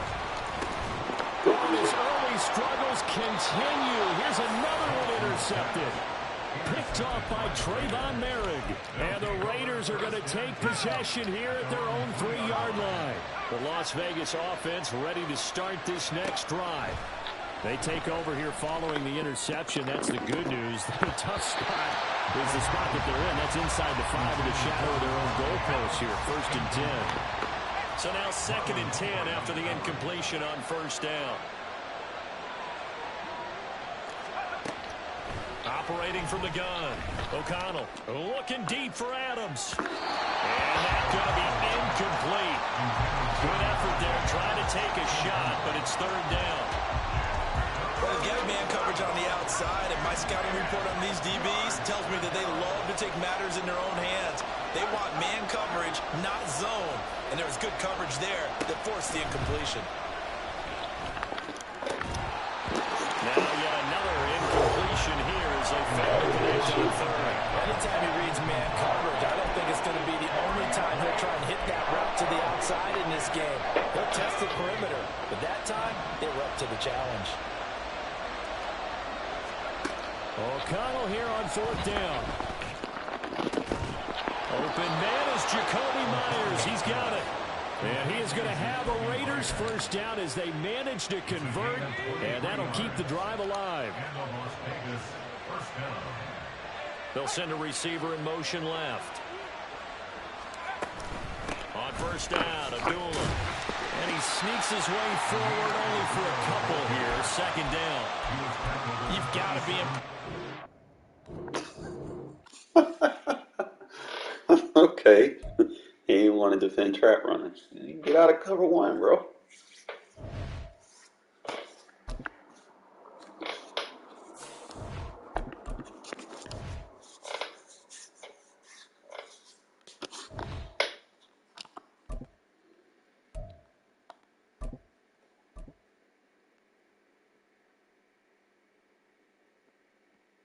I know, right? I'm only going to take what you give me, bro. You stay in one defense, I want to attack it. You'll make it easy for me. It's the NFL on Notice EA I switched my Sports, and defense we are up at Highmark Stadium in based upstate on New how I'm York. feeling. Tonight we've got an AFC matchup in store for you. I'll sit here and As say it'll the be the same Las thing, do the Vegas same fucking Raiders adjustments the taking entire on the fucking game Buffalo versus every fucking Bills. formation, every play of the game. No, that's not how you play football. That's how you get fucking torched. And we are underway in Buffalo. And from the end zone, Deontay Hardy will bring it out. That's the best way to figure out what works for you in 20, certain so the decision situations. to bring it out of the end zone, not a good one. A lot of people just aren't willing to do that for some odd reason.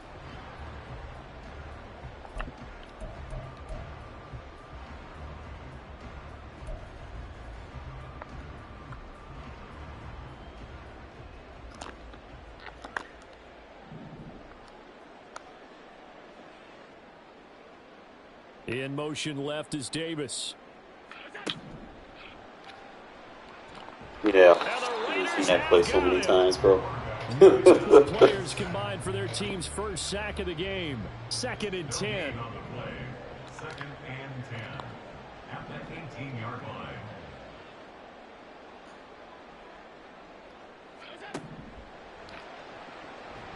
I've seen that play so many times, bro. Get out of it. Tyree Wilson in there to drop him, and sacks on 1st and 2nd downs. Now leads to a 3rd and long. Going to need a crafty play call here. 14 yards is what they need to try to convert this thing. Now on 3rd and long, they'll look to throw. Flushed out right. A hit as he throws there, incomplete. That was their first 3rd down try of the game, and clearly something was off in the execution of that play. Good news, they've got a whole game left to clean that up and start clicking on those key 3rd down throws. Allen going to go on 4th down. That's complete to Sherfield. And they work this well on field across the 45. 4th down conversion plays, you usually think 1, 2, 3 yards, maybe 10. Not there. What a huge pickup as the Sticks make a drastic shift forward.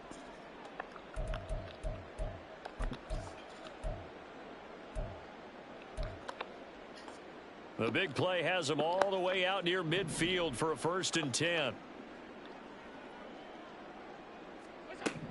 Allen now looks to throw. Eluding the pressure right. Woo! Get rock bottom over here. On the scramble, it's 2nd down. Brandon, once that one broke down, there were only so many options left for him to take. Fortunately, only 1st down, so he smartly got the yardage he could get and didn't worry about trying to turn it into a bigger play and end up taking a bigger loss. Here, they hope they can regroup and get something different going here on 2nd down.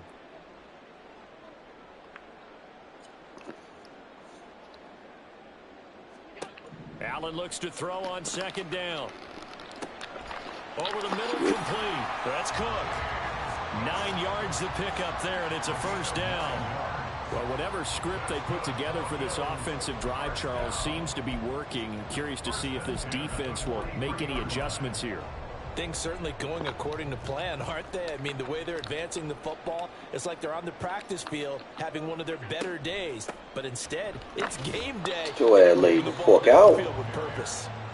Knifes his way forward here, but just 3 yards on the play. 2nd down. Now Allen. Got his man complete over the middle. That's Cook. And he's going to have another 1st down as the tackle comes at the Raiders' 16.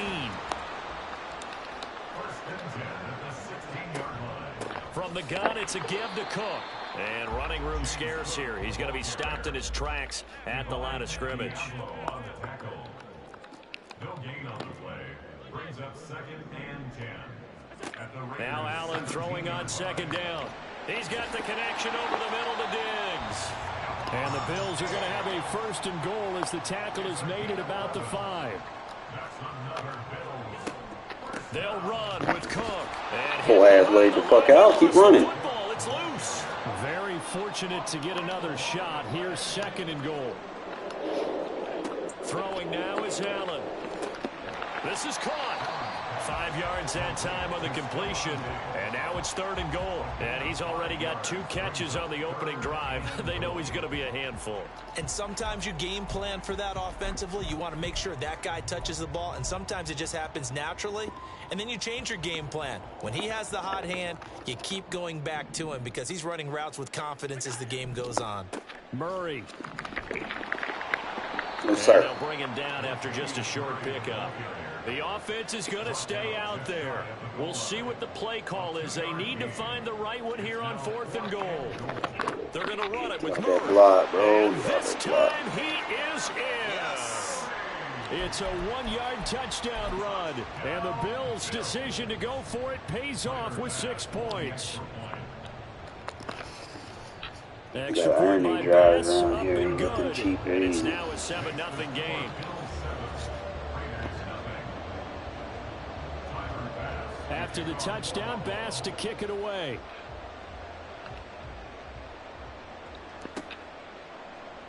From his end zone, here comes Carter. And he'll be stopped right around where he would have been had he gone down to a knee, maybe a yard shy of there at the 24.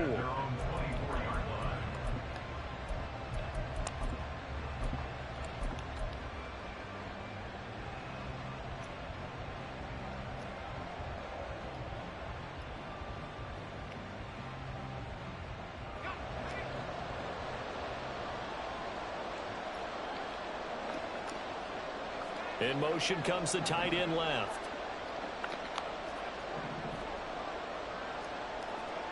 Throwing on 1st down, O'Connell. And that one drops down, incomplete. Good coverage there. Forced the ball free, and it's second down.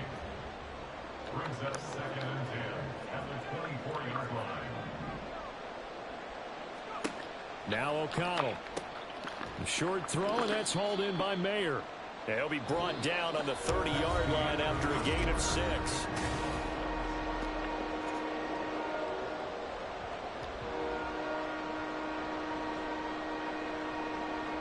Keep playing man. I'm going to keep throwing them rub routes at you and knock you off.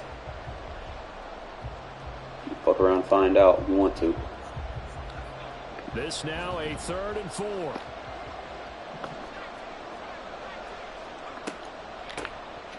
They will run out of the gun. No run fits on that shit. Get out of cover 0, bro. And he'll be taken down, but not before they work it across midfield. So 1st and 10 now in Buffalo territory at the 46. Once again, it's Jacobs. So when it hits to Jacobs, he got that backlash ability. I want to take them heavy hitters off. And now an audible here into something else. Last thing you want to do. Sleep that man. Want a fucking island? Come on, Connell. You gotta hit that, bro. You gotta hit that fucking throw. They made an attempt to get a big one downfield, but that's okay because the second part of that is if you don't get the completion, at least you've told the defense you're trying to stretch them out a little bit, and they may have to change accordingly.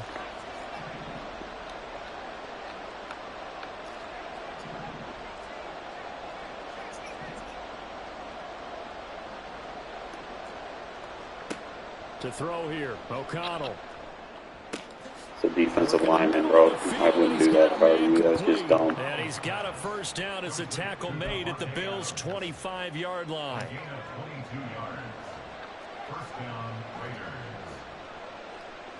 Oh my God, this guy's retarded.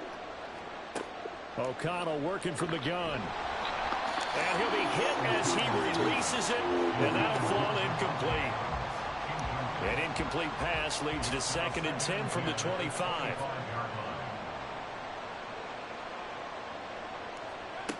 Here's O'Connell looking to throw it.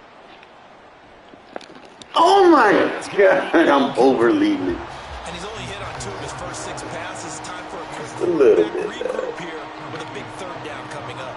Well, this drive, they're a perfect 2 of 2 on 3rd down conversions, but they need a full 10 yards here.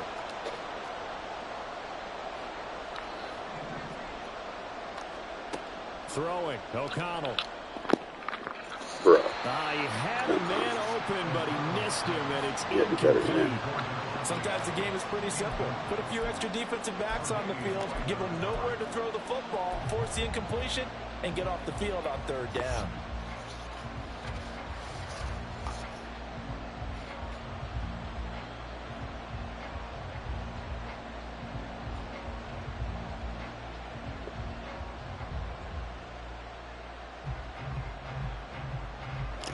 The offense staying out there. They look prepared to go here on 4th and 10.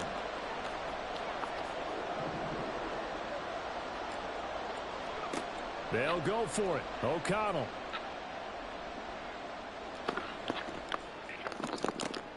Oh, it's intercepted. Get inside, Myers. Get inside.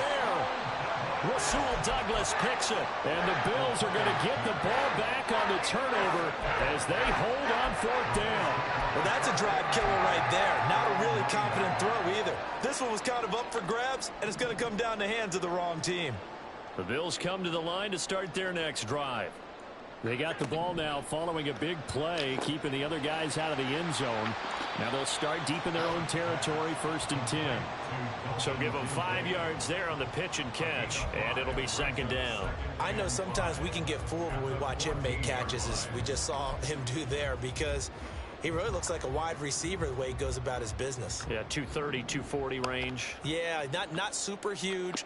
Maybe not counted on to be that inline point of attack blocker that we used. And down he goes, brought down a Raider sack. Byron Young forcing his way in there for the sack. So, Charles, no turnovers yet for this offense, but those sacks now, they're starting to pile up. And one thing usually leads to another, because they've got to figure out how the offensive line and everyone else involved in protection can keep their quarterback upright and allow him a chance to throw the ball downfield. They'll come up now 3rd and 9.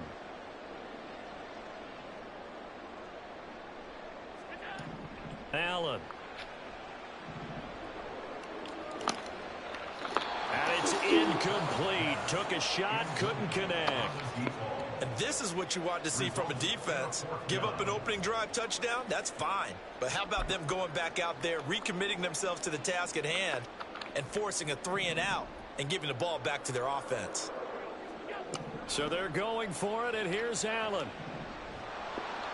And they hit him as he throws, as this one's going to go straight down to the turf. Incomplete. So certainly an interesting call there to go for it. And now, goodness, possession's going to go over right at the 10-yard line.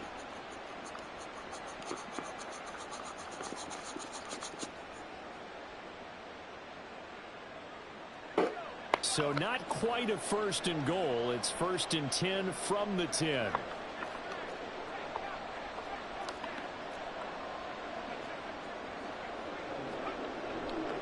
Jacobs going to try the middle. And he's going to be brought down just shy of the 5 at the 6. 2 minutes on the clock, 2nd quarter, 7-0 ball game. It's a gain of 5 on the play, and that'll make it a 2nd down.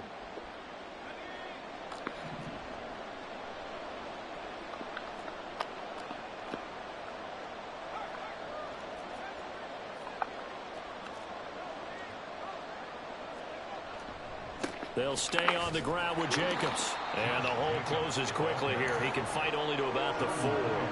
Just a 1-yard pickup on the play. And all of a sudden here, it's 3rd down. Brandon, we talk all the time about those hybrid players, guys who can do more than one thing. And I think if you're playing strong safety in the NFL today, you are a true hybrid. Part linebacker, part cover guy. And coming up, sticking his nose in the mess there and making a nice play defensively. Well, they were handed great starting field position on this drive, but now they face a 3rd and 4. And he's got his man in stride, complete. Touchdown Raiders. Austin Hooper from 4 yards out. And the Raiders are an extra point away from drawing level. So it takes them just 3 plays here to find the end zone. And you remember, of course, this was all set up by their defense. Yeah, they got the stop on 4th down, so I imagine the offense said to their defense, thank you very much for this great starting field position.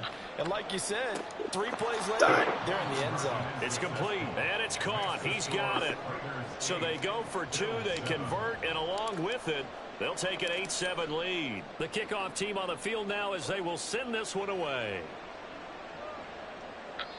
And that one will bounce out of the back of the end zone, so we will start here at the 25.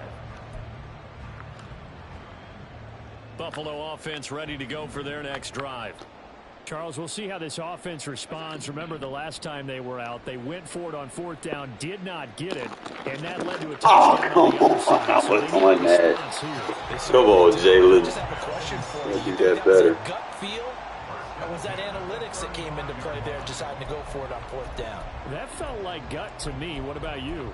Yeah, absolutely, because the way it backfired, where they are in the game, all those things, that didn't feel like an analytics call. That certainly felt like, hey, I feel like we can get this right now. And unfortunately, it didn't work out for them.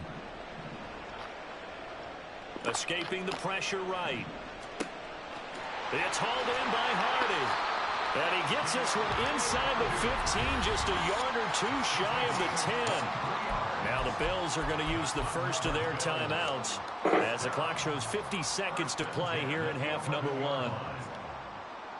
Now a 1st and 10 at the 11.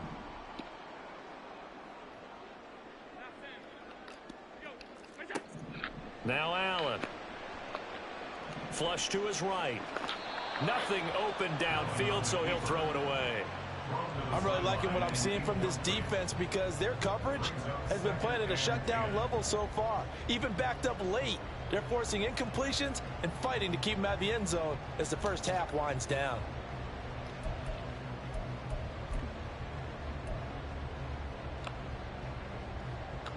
An incomplete pass on 1st down. That leads to a 2nd and 10.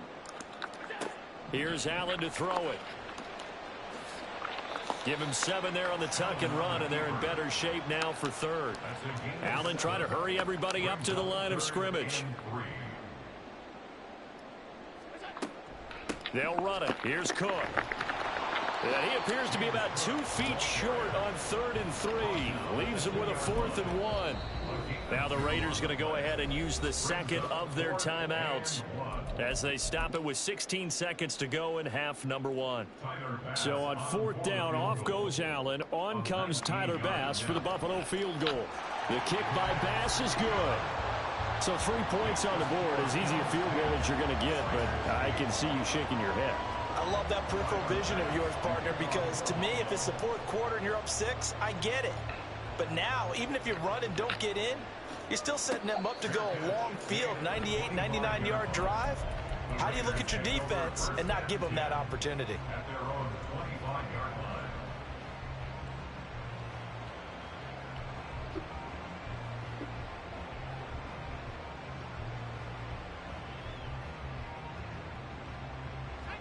The offense for Las Vegas about set to begin the drive. And with time quickly fading here in the second quarter, not sure how aggressively, offensively they want to play this. I think we'll find out just how much they trust their guy. Oh, and his early struggles continue. Here's another one intercepted. Teron Johnson able to pick it. And the Bills are going to get the football here at their own 23. Well, Charles, you know, so close to halftime there. You throw the interception. Not only that, you do give it to them in plus territory as well. Yeah, they were pushing real hard to try and get something more on the board on their side of the ledger right before the half. Looking at it with 20/20 hindsight, though, might have been better to hand it off a few times, hoping to get something to break instead of putting the ball in the air and, of course, putting the ball in jeopardy. Well, partner, they're not content to run this one out as we head towards the half, trying to hit a big chunk play right there and add to their score. Yeah, this is a confident group. At the very least, they're thinking field goal. Yeah, and I don't blame them one bit. I don't think you sit on the ball going into the half when you have a chance to put some more points on the board. So 2 quarters down, 2 remain. Charles and I return after the break.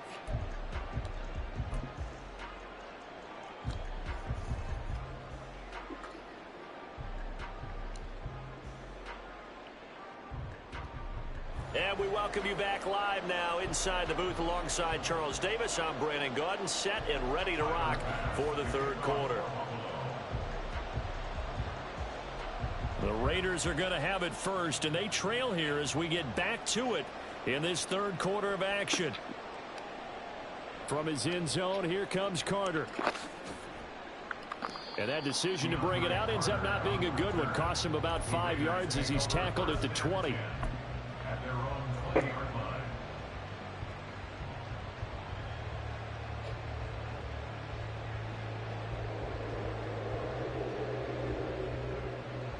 The Raider offense set to get this drive started.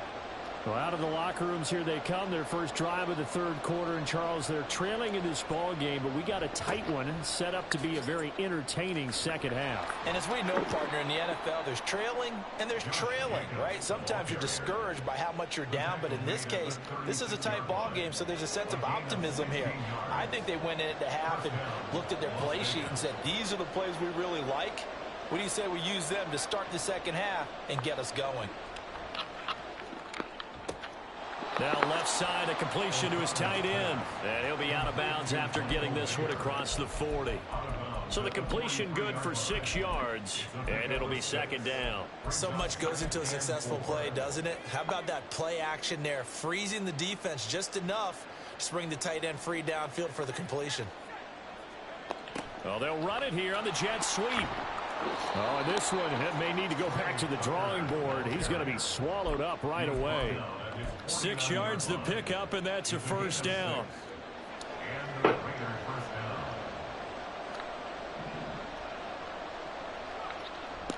Running straight ahead is Jacobs. And he'll take this ahead for about 4.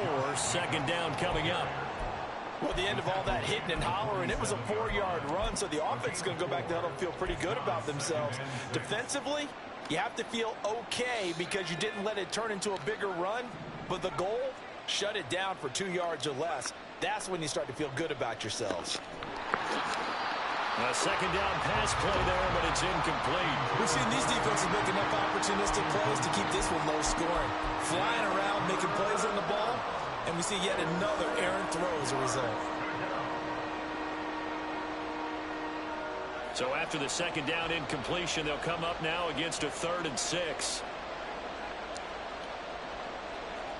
Well, they'll run it here on the jet sweep. And that is well read there defensively. He was looking to use his speed to get the edge, but they said no way. That'll back him up 2 yards and also bring up 4th. They tried to catch him by surprise there on 3rd down, but this defense, they were all over the jet sweep. And it's oftentimes all about what you're doing on the backside of the defense, whether it's the defensive end or the outside backer, who's setting the edge. And if they don't get blown off the line of scrimmage, they can really wreck a play. And in this case, they were able to make the tackle for a loss as a result. And he's going to be taken down just shy of the 35.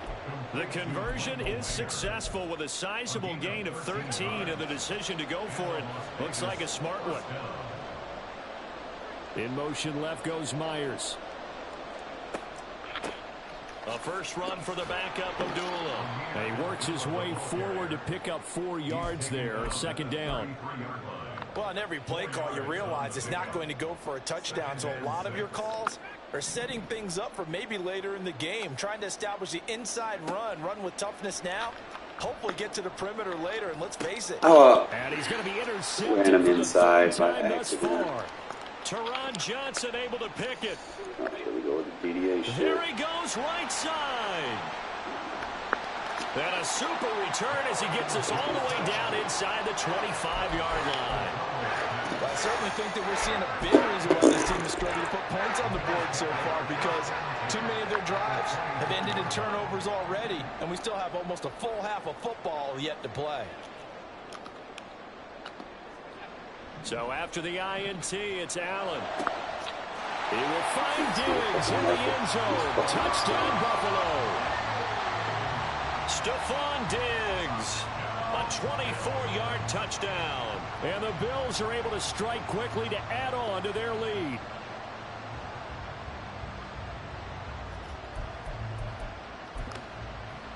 Tyler Bass now for the point after. Get rid of this home field momentum bullshit. He's got it, and that'll make the score 17-8.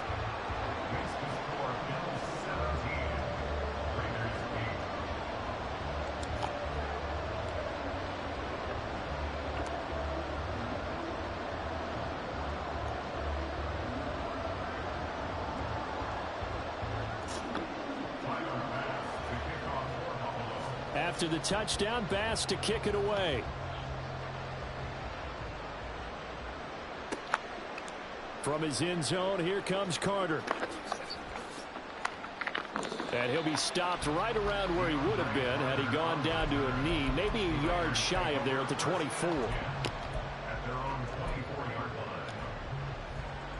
The Las Vegas offense ready to start this next drive. They are looking to make a bit of a 180. They are sputtering right now.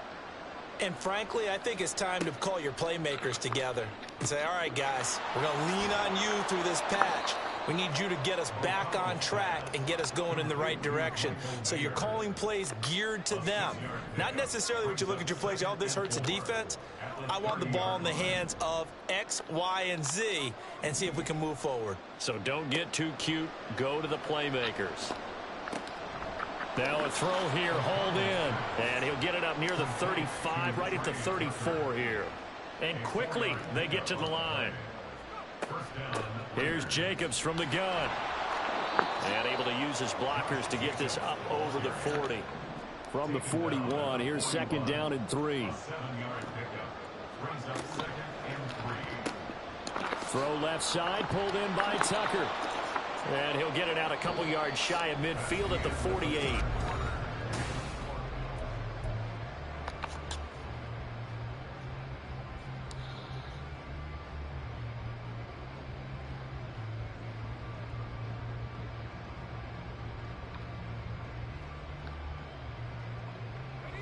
Two first downs have them up near midfield now on 1st and 10.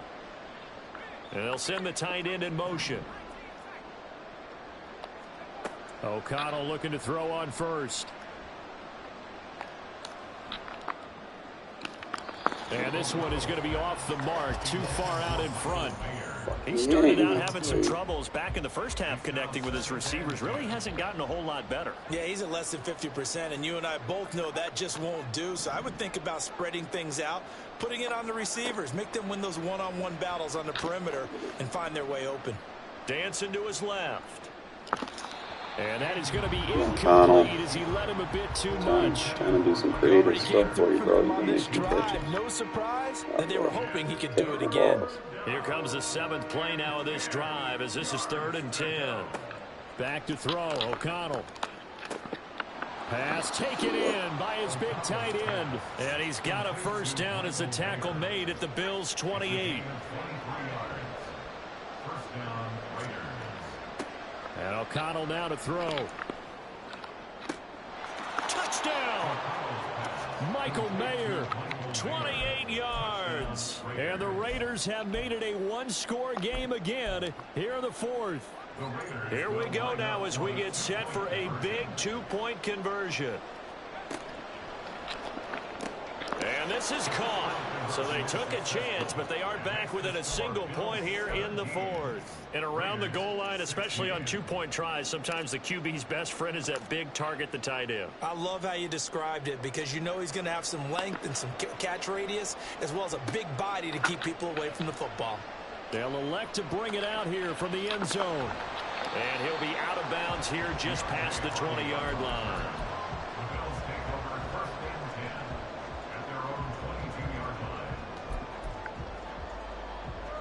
The Bills come to the line to start their next drive.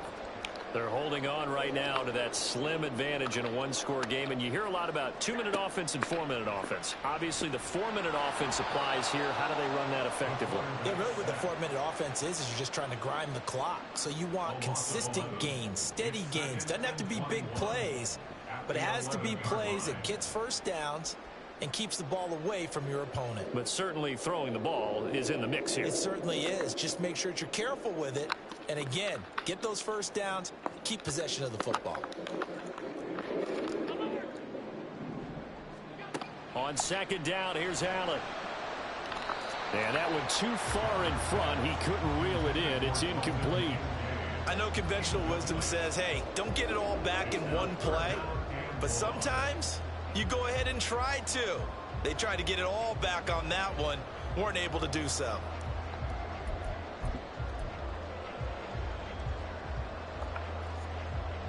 Possibly a turning point. Big play coming. This is 3rd and long. Here's Allen.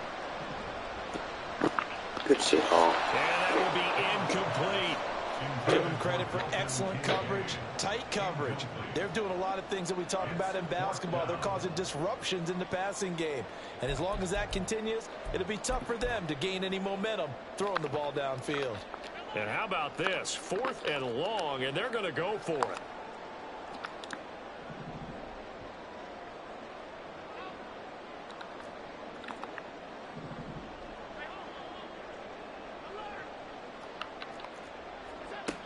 Allen going to throw. That's to his running back, complete. Across midfield. And he is going to have the Bills first down on what will be a big play there on 4th and long. 4th down conversion plays, you usually think 1, 2, 3 yards, maybe 10. Not there. What a huge pickup as the Sticks make a drastic shift forward. First down, here's the run with Cook. And I think this defense knew what was coming as he is smothered behind the line. The defense showing some anger after giving up the big play. This time they'll lose 1 or 2.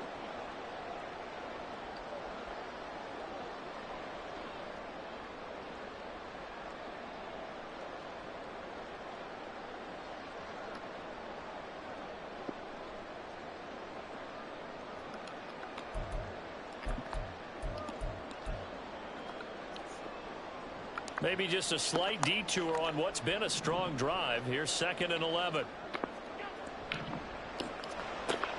And Davis with it left side.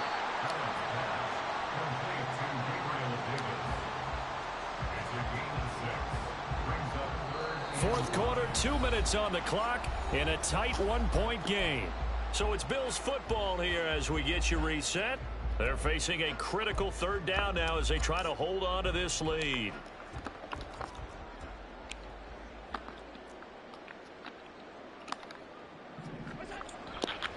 Third down, here's a run by Cook. And he's able to get the first here as he's taken down at the 25.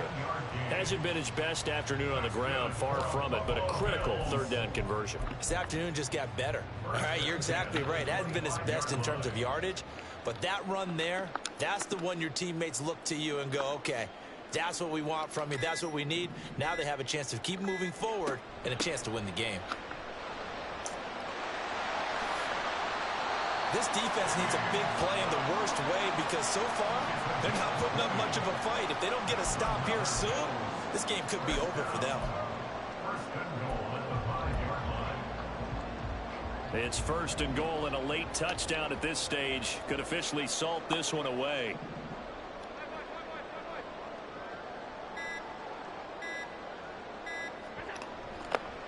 Going for the knockout punch. They'll try and run. Able to break through that initial contact and winds up getting about 3 there. It's second down. From the 2 now, second and goal. Cook. And he gets halfway there down to the 1-yard line.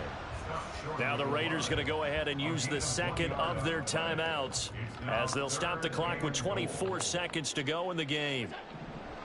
Cook is in. Touchdown, Bills.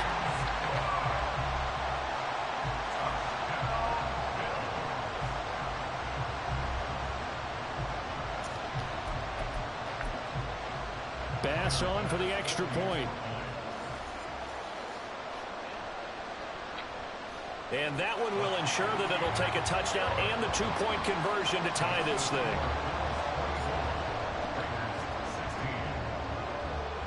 After the touchdown, Bass to kick it away. And the fair catch taken. No time will come off the clock. And they will begin this critical drive at the 25-yard line.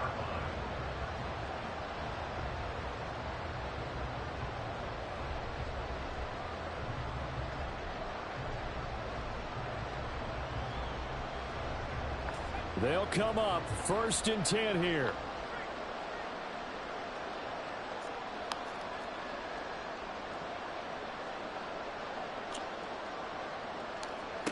Here's O'Connell.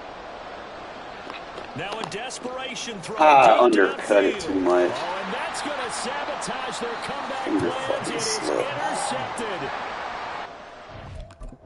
That sucks. I had the route. Fucking hit the analog way too soon trying to switch off to it. Beat myself. Let me get something to eat.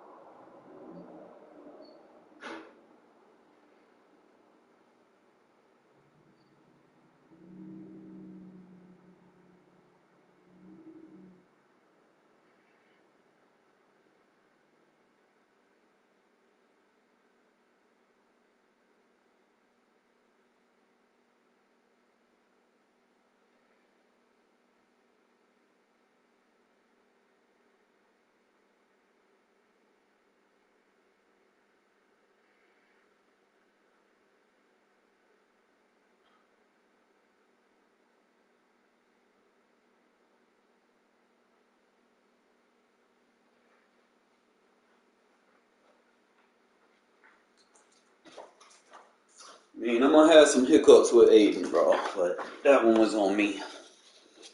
Fucking Besides, I play better after I eat anyway.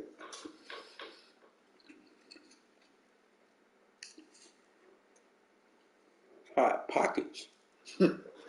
This is good.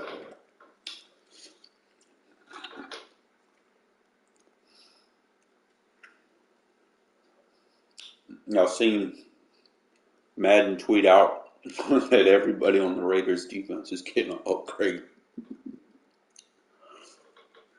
I'm like, all right, man.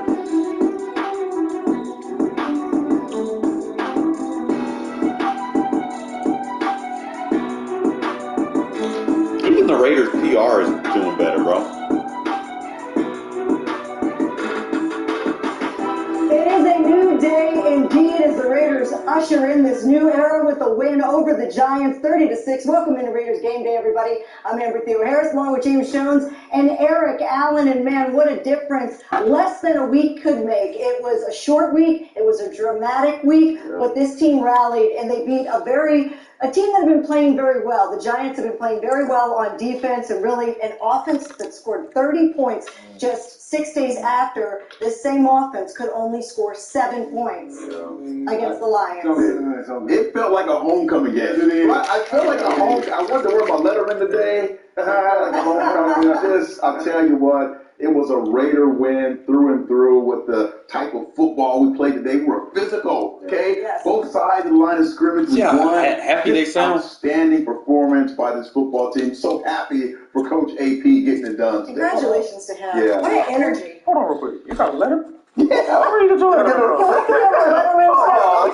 got it directly from the guy upstairs. You know, we're talking about this serious stuff. I guess he never lettered on a different show. But today, Antonio Pierce had us rolling out here. Hey, listen, you know they always say football is fun.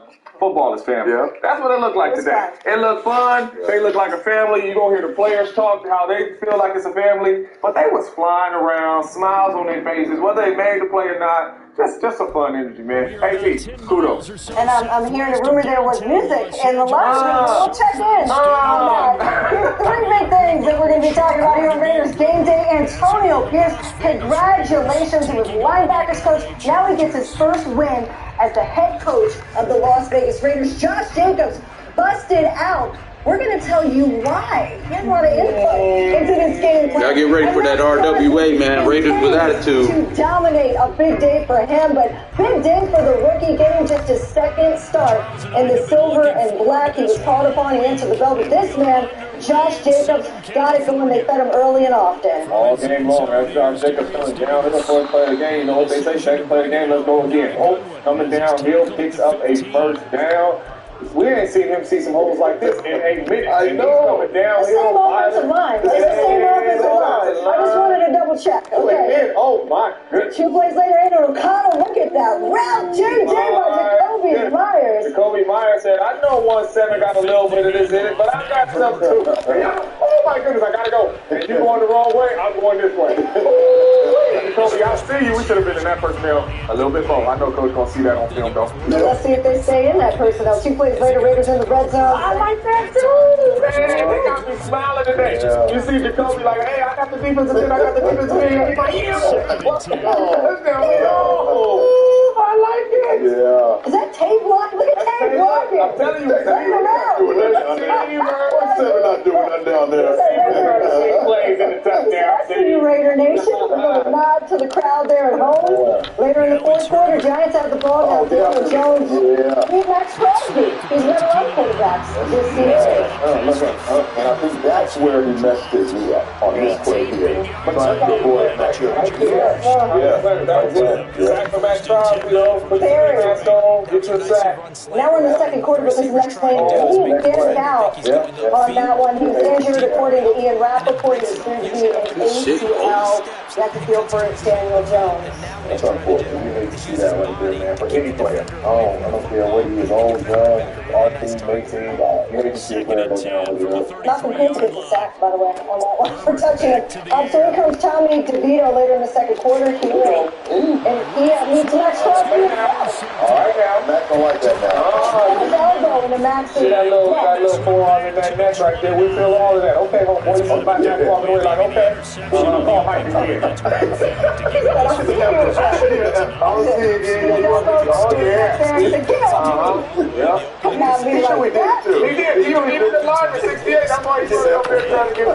the next play, Saquon Barkley looks to the left for a 2-yard gain. Giants would be forced to punt. Here comes Josh again.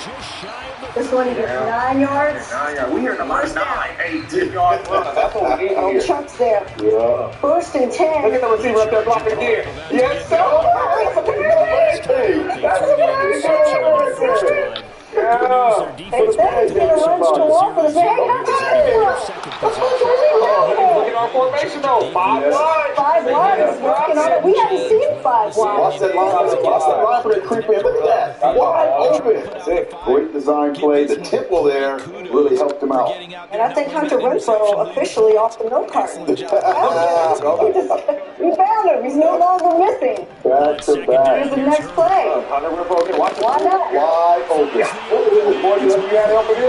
we were there. The crowd went crazy on those Renfro plays. Here they go. And a red zone. If you want to be good in the red zone, just hand the ball off. Hand the ball to Josh Jacobs. Second touchdown of the day. And the Raiders lead 14-0 here in the second quarter. Big day for Josh Jacobs. He would end with 98 yards. Didn't get to 100, but that's okay. Well, he did. He did. And then he lost 3. He went back under it. Here's Daniel. Look at that. 2-1. And watch this. He's about to go to, look at that. Mario's here. He want to get a couple more mushrooms. That's excellent, though, man. To pick that ball, return it 40 yards, change field position. Look at that. The floaties. And then to get back up. And Mark, he's like, he said you better high point. Here we go. Raiders first play after the interception. Aiden O'Connell. Play action to Trey Tucker, his speedster. He lays himself out, makes the catch. Listen, wait for that speed. You know what do they call that man in the Giants uniform like quarterback, Danny Dimes? That is a dime right there. That is ball spinning. Look at that. Look at that. Look at that. Mask on. It's time to go. Down 3 plays each. Put the ski mask over. What does that mean? What really does I don't even know. But I know what it means. Look, they willed this one. Look at the push. Forget the brotherly shoving over. Look at this push. Touchdown. Josh Jacobs. It's in there. That's number 2 or 2 job. That was 2, sorry. I said 2 before, but he would have 2 on the top. Yeah, 2 leaders right there. Giants have the ball now, just under 2 minutes left. My guy right there. We got those. I'll tell you, this defense is better. Jay Hobbs is out there. Yeah. It is better. That's good. Is this the first time we won a turnover battle or second? No, we've won it before. Marcus Peters. Yes, gotta be on the ball. Gotta hustle. Gotta hustle to the ball. Expect some overload. Expect some tips. And be ready. There you go. Let's go. That's called being a ball hawk. There's 3 black jerseys around the ball. Yeah, everybody. Look how free this team looks. So we're not even into the second half. Let's go to the second half. Raiders are up 24-0, and Aiden O'Connell finds DeAndre Carter. By the way, there was 8 different men that caught a pass for at least 10 yards receiving. 8 different men. That they I think that's called spreading the ball out. And they went back to Jacoby Myers there for a little 14-yard first down. That's 5 wide again. Here goes 5 wide again. I'm starting to like the trend. 5 wide. The quarterback by getting the ball out of so many options because so many options. So Daniel Carlson hits 46-yarder. He's supposed to be hurt. The Raiders lead. It didn't look hurt there. On 46 out, 27-0. Look, Max up, chasing him down. Max Crosby. Adam Butler was after him as well. Yeah, Raiders taking all the plays. I like highlights like that. Yeah. You're dictating what they have to do. I'll tell you, Adam Butler has been playing very well. You got to point that out. That pressure there led to that sack from Max. Okay, here we go. Giants have the ball. They continue drive. It's Tommy DeVito. It's got to be better. Got to be better on the back end. This is a return corner route, and you got to be better. Safety, let's slide over, take that away, force them to throw the ball underneath. And the quarterback roll with it. Yep. Well, they only get 6 because it was a failed 2-point conversion, so the Raiders are up 27-6, and here we go, Tommy DeVito. He meets on Max Crosby. Just tapped him on the back there before he goes out of bounds. That's a great pass rush. That's 3 sacks for Max. 3 sacks Look at the hustle. today. Look at the hustle. Ooh, defensive best guy in the league. He now is tied for second He's the in best the guy in the league league. He's the best guy in the for league. sacks. Come on. 3 plays later. Always play. Oh, 2 on the That's house. a huge Good fourth play. down. That was, look, 4th down, 4th and 5. And Amik Robertson Always comes up find the big. ball. Look at that. Trip and the hit. The play is not over. Finish the play. Turnover on downs. Then the Raiders' next possession. Oh. A little Daniel Carlson 41-yard field goal attempt. And the Raiders take a 30-6 lead. So the Giants get a little chancy with the ball back. Tommy DeVito doesn't have much of a chance against this pass rush today. And that time it was Spillane and Tyree Wilson. Yes, Tyree. There you go. There you go. Nice to see him show up. And then the Ohio Pierce shaking hands straight out of Compton. Straight out They were of playing Compton. a little NWA at Allegiant Stadium. All day today. Brian Dable hugging it out there with Antonio Pierce. What a dream come true. For a man that grew up as a Raiders fan, the Raiders win this one, 30-6. And here's a look at the final game stats brought to you by Smart Water and Sports Water rather. And look at 3rd down, 5 for 14. They held the New York Giants to 3 for 12 on defense on 3rd down, but 334 yards of total offense, as well as on 4th down, by the way. The Raiders' 4th down defense, very good. They held the Giants 1 for 5. Yes, and now they see if they can sustain it. But look, this is the time to celebrate. They played free. Do you see how much fun they were having out there? I mean, we sit here and we break down stats, and we can talk about all the stats all that we want. But this game was about energy. This was about a culture shift that we saw right before our eyes. Antonio Pierce won us over during his press conference. And he didn't promise anything, but he said, I'm going to get the ball in my playmakers' hands. And what did we see? It seemed like it was simplified today. Give the ball to Josh Jacobs. Don't ask too much of your rookie quarterback. Try to play action pass down the field to Trey Tucker, or Spicer, or maybe Jacoby and Devontae mixed in. Yeah, Not that hard, is it? The point you brought up about 8 different receivers catching the ball over 10 yards, and knowing that those guys are going to have opportunities in the game is really important from you as a player on the sideline, waiting for your chance to get in. Because when you know what, they've drawn up some certain plays for you, you're going to be able to have an impact on the game. That's very important if you're on the sideline, knowing that, you know what, I'm going to have my opportunity, I'm going to have my chance in this certain situation, and I'm going to show that this coaching staff knows what they're doing.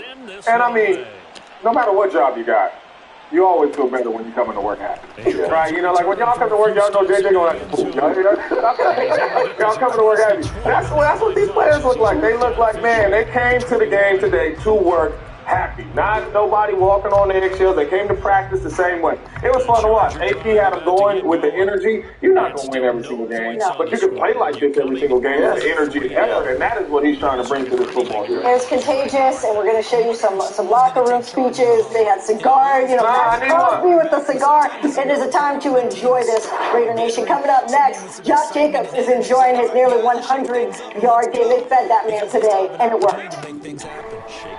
Raiders Game Day is brought to you by America First Credit Union, the official credit union of the Las Vegas Raiders. Allegiant, the official airline of the Las Vegas Raiders. Both Bears non-stop flights, booked now only at Allegiant.com.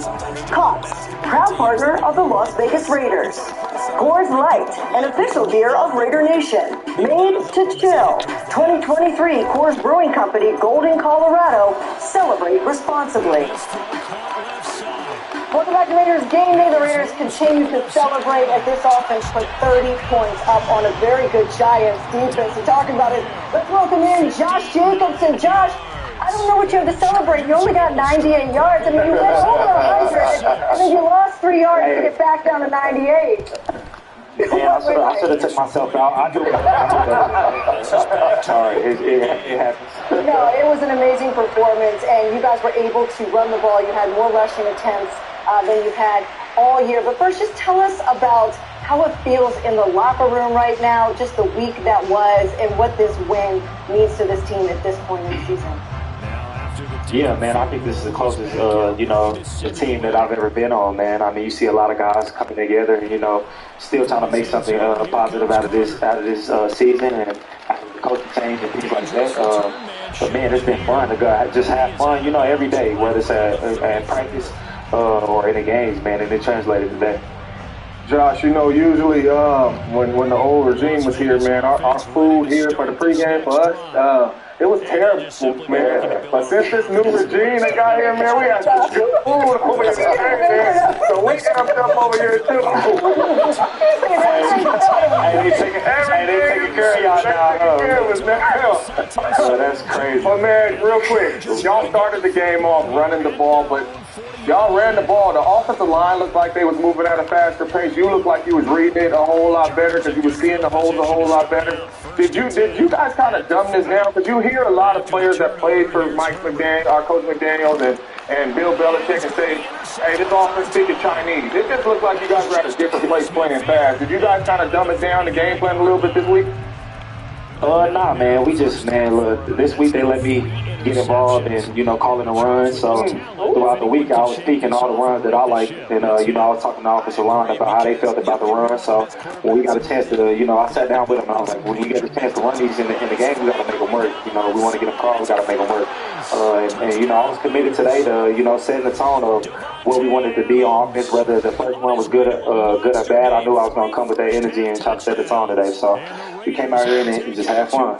That's amazing. Talk to me about your relationship with Coach AP. Yeah, man, Coach AP, man, it's crazy because he was always one of the coaches on the other side that I can say I actually had a relationship with. You know, I actually didn't spend time outside the building with him and things like that. So when he came in, man, I already had the most ultimate, you know, respect for him. And when he came in and he stood up, you know, in front of the team and he demanded what he wanted and what he said he thought we needed out of his team, I feel like a lot of guys respected it. You know, it was 100% honest, and I think that's what we needed. But man, he's just a guy that you know you want to run, you want to play hard for, you want to run through a wall for. So it's gonna be fun. Well, Josh, it was interesting to hear you say it was pretty much a collaborative effort that you had input. And we got to know AP this week, but nobody knew anything about Bo Hardigree. I mean, we all had to even look him up. After a minute, we're with the organization, we had to look him up. What did we learn about him today? What did you guys learn about him as a play caller this week? I mean, everything he told us when we came in, you know, in his first, you know, opening statement when he said he got the OC job, that he wasn't gonna blink and he you know, he gonna empty the clip. And he came out there, he did that today, man. I feel like he took shots. He told me, he said, man, we're gonna start with the run. You know, we're gonna get 3 runs in a row actually called, you know, and we're gonna let you go out there and, you know, and control the game and make things work. So it's been fun, man, to play for him, to just see a guy, you know, let it all go, don't hold anything back, and you know, try to win, man, try to win at an elite level. You know, a lot of people think that the offensive lineman is what makes a running back. But what really makes a running back is these receivers blocking down the football. You know what I'm saying? Hey, your receivers was working for you today, man. Just talk to us a little bit how they was getting in there, getting physical, man, getting dirty for you. Yeah, I mean, like I said, man, them guys came to me even before the game. Was like, man, even on runs, we in the huddle. They're like, man, I got you. And looking at me like, keep eating, I got you. We gonna follow your lead. And man, I mean, it just says the testament to, you know, a lot of receivers don't want to get physical, you know, and have to go in there and crack a DN or crack a linebacker. And man, you know, they put their face in there every time and they get to it. So man, much respect to them. Yeah, for a young quarterback, man, making a start in this situation must have been almost overwhelming. What kind of support and what advice did you give to Aiden today? Man, I told him, man, look, when in doubt, give me the ball. That's the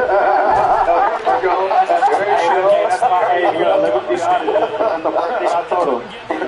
But man, I mean, just looking at him, man, he's very poised. You know, he handles his own in big moments. He doesn't never look rattled to me.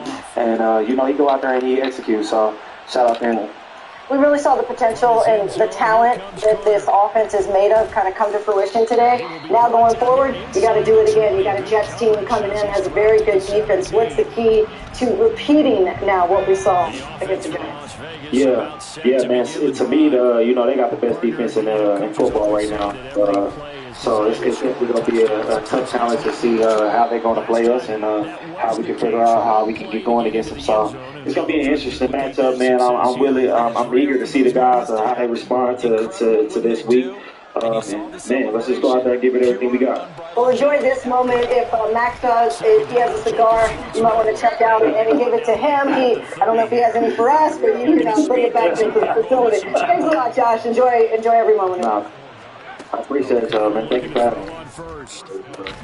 One of the reasons you saw this offense take off was a start that was very fast. They came out the gates swinging. Look at the first half against the Giants today. 240 total yards in the first half. Look at what the defense did. They held the Giants to just 19 passing yards in the entire first half. We always talk about the turnovers. The Raiders protected the ball, and they took the ball away. Look at the yards per play, though. Look at that, 8 yards per play. That's Super Bowl winning offense. Winning numbers. 3 yards. Yes, just to give you, and that's why they led 24-0 at the half. But the most fascinating thing, it was just said, and I hope it didn't go over anybody's head, was Josh saying, I had some input on the runs. I was talking to the line, I was talking to Bill Hardigree. It was collaborative, and it seems like that's what was missing. It was, here's our system, you fit into it or you're gone. Now it's, let's all figure out, we have so much talent, what do you guys think? What do you need to succeed? He said that just now, and that was a big difference. Yeah, without a doubt. You have to have ownership of this football team. If you're a leader, if you're a guy who expects to make those big-time plays, it's going to come to you and allow you to have some input. And now you feel obligated to make that work. Yeah. So if I'm calling some plays and it's not working, it's going to be on me. That's it. And you know what? We have those kind of players. We're going to take that responsibility and do it today. Ownership. You feel like you have ownership of the plan. You feel like you need to execute because you told them you're going to do it. Oh, this is so good right here. This is so good. Because at the end of the day, right, when you get in here and you say, Coach says, what y'all want to do? What y'all want to run? You say, hey, Coach, I like this, I like this, I like that, Coach. That's cool. Y'all get together, get y'all favorite plays that y'all like to run in the run game.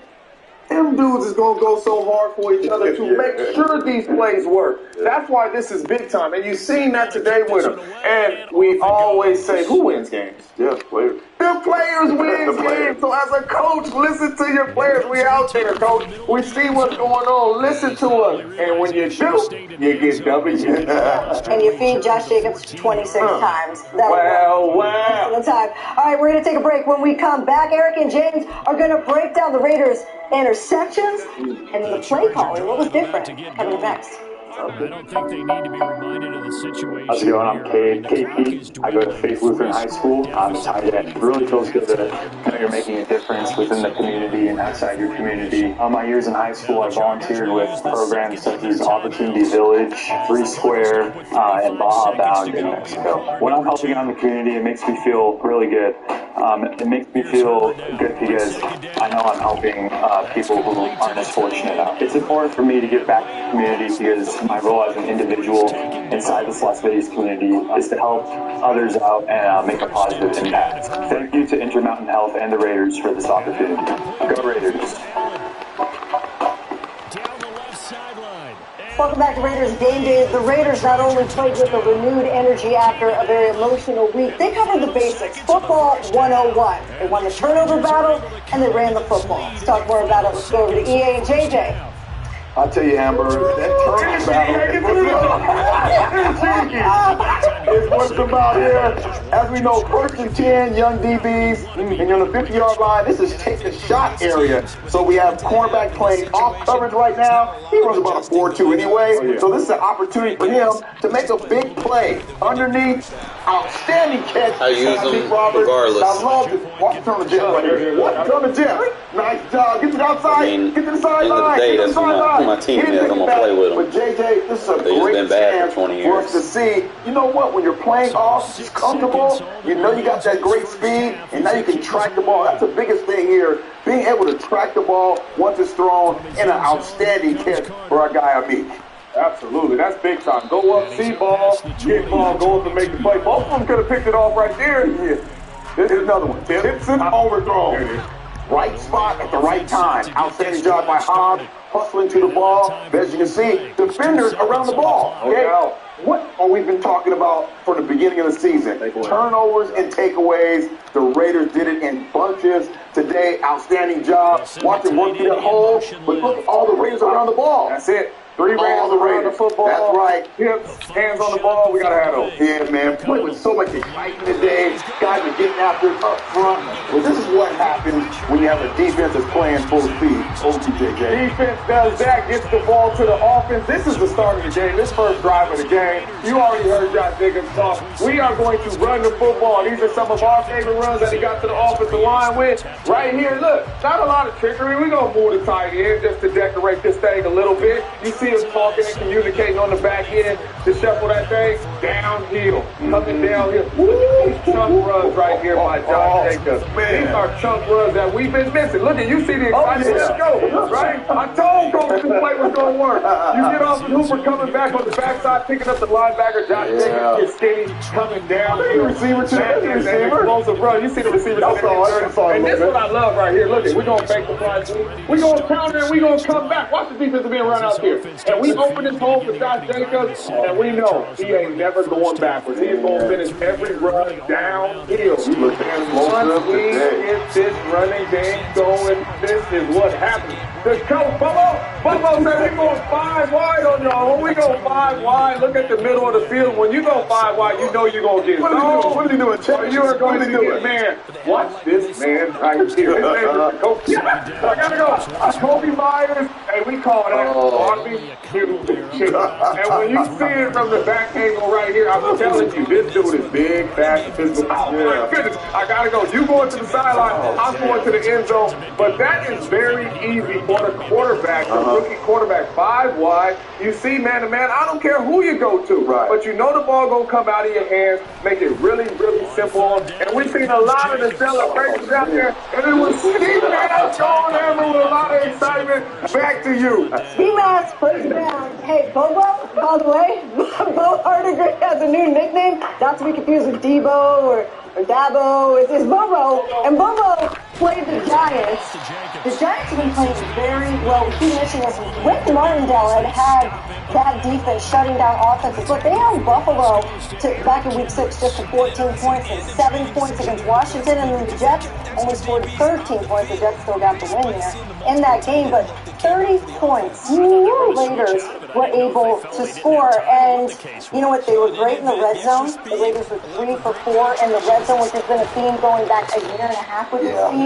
They can move the chains, but once again, in the red zone, picking a field goal. So being able to be efficient with everything that we just talked about. But you have to, I don't think we can give Bo Hardiger enough credit. This was a quarterback's coach that's never called plays before, and it's like on a short week, somebody else's offense comes in and is very effective with it. So you have to give them credit. You have to simplify the offense a little bit, take those plays out that you think are going to work, have some player input, and that's what happens. Outstanding job, JJ, of really looking at what we are. We're a running football team, and then coming off that, not really play actioning, but the 5 wide concept, getting the ball out of his hands quick, was perfect for this offense. We haven't seen this 5 wide. What did Bobo coach for today? Quarterback. So these quarterbacks was in that meeting like, man, I want and Bobo calling these names today. I got you, man. It's our show. All right, I used to be your coach. I'm still your coach. We're going to put this 5 wide in, and it made it simple for the quarterbacks. 5 wide is really the best thing you can do to a quarterback except hand it off, because you know what coverage you're going to get. You know where you're going with the football. Ball out of hands. Devontae's quick and big. Jacoby Myers quick and big. And Renfro quick and little. And they all quick, and they all can get over. But you know what? Aiden O'Connell did this at Purdue. Like, it was, Bobo looked at him. Bobo looked at him and said, I know what you can do, so let's do that. And as a result, you have to give credit to the rookie. Just his second start. Yeah. Did you hear what you just said? I know what you can do, so that's what we Let's do that. It's a simple process, right? System. Let's run. It's a simple process. And he comes out and he completes 64% of his passes, which is a good difference. Remember how many times he got sacked in that game? Yes. The Chargers, I believe it was. The offensive line kept him upright for the most part. 209 passing yards. He did everything he was asked to do. He had a 90 passer rating, which is very good. You want to get up around 100. We got to give him some credit. For saying he didn't know he was going to be the starter. He found out he was going to be the starter coming in to work on Wednesday. Right, yeah, exactly. It looked a lot like preseason for him. How it was slowed down, the pace of the football game. very important that we continue to look at this guy and have him develop, right? With these 5 wides, great running game, offensive line doing outstanding job. I'm excited to see him. We're going to make sure you get in on the game plan. I've been screaming from the housetop. Mark Davis is listening. All right, when we come back, we're going to hear from AOC. What a second outing, a big difference for him. We'll hear from the rookie. Touchdown Chargers. This segment of Raiders Game Day has been brought to you by Twitch. Watch, discover, join in. Indicative of how this thing's gone. Man, you've seen both teams go at it, and as you just pointed out, both of them found the end zone. But just like in boxing, you know the blow that hurts the most? The one you didn't see coming, and that often is the case when it comes in special teams. And unable to connect, they don't get the 2-point conversion here. A throw there, but that's going to wind up incomplete. Obviously, played in the league for 9 seasons. So now the other return teams out there, as they'll try to duplicate what they just saw. Former player versus Josh, more of an XL's kind of. Yeah, I think he did a great job. It was a hard situation, a short week, and an unfortunate situation that he took full advantage of. And he's a guy who has strong convictions, and you can feel it intensely when he talks. And I think guys believe in him. And again, we just all around offense, defense, special teams did a really good job executing. You've talked before about how games develop. I'm just curious, the locker room, you guys have won some games. We could even hear you out here right now. Can you talk about that locker room and just how a team can take this and use it for momentum with confidence? I think the guys are just, definitely tired, but ecstatic to have been able to perform like that. I think, it's just hard. It was obviously my first experience in the NFL. It's a hard situation what happened this week, and so I think the guys felt relieved and happy and, just super joyful that we could perform like this. And so, yeah, it was definitely rocking in the locker room. It was just great to see all the smiles from the coaches, player administration. That's really what keeps you going and why you do it at the end of the day. We're going to get him the wardrobe upgrade. He's in the big leagues now. We're going to explain that to him. But, hey, he did well. And you know who did very well? The running backs on the ground. The Raiders, in one big number, 125 rushing yards against the Giants. This is the first time. We're in week 9. The first time the Raiders, who have the league-leading rusher from 2022, actually went over 100 yards as a team. And that's worth noting. But, hey, we say, I think as a group, a couple of us analysts said maybe they should run the ball. Do you remember that? Let's check the receipts. To me, man, the best way to help your young quarterback out, hand the football. Josh Jacobs. Yeah, we haven't really established a run all season long with Josh Jacobs, and it's disappointing because this is a dude who led the National Football League. Let me say it again. Led the National Football League in rushing yards last year. I haven't seen our football team yet just line up and be able to have a deep shot, to be able to kind of get that one-on-one coverage and beat it. I haven't seen it yet. Until you see it, you're going to continue to get 8 in the box, really focus on the run until you're able to change the view of your football group. Not only were we right, we looked clean and all that. And that's AOC, check out our film. That's how you get our host game. It's good. They need to raise up. I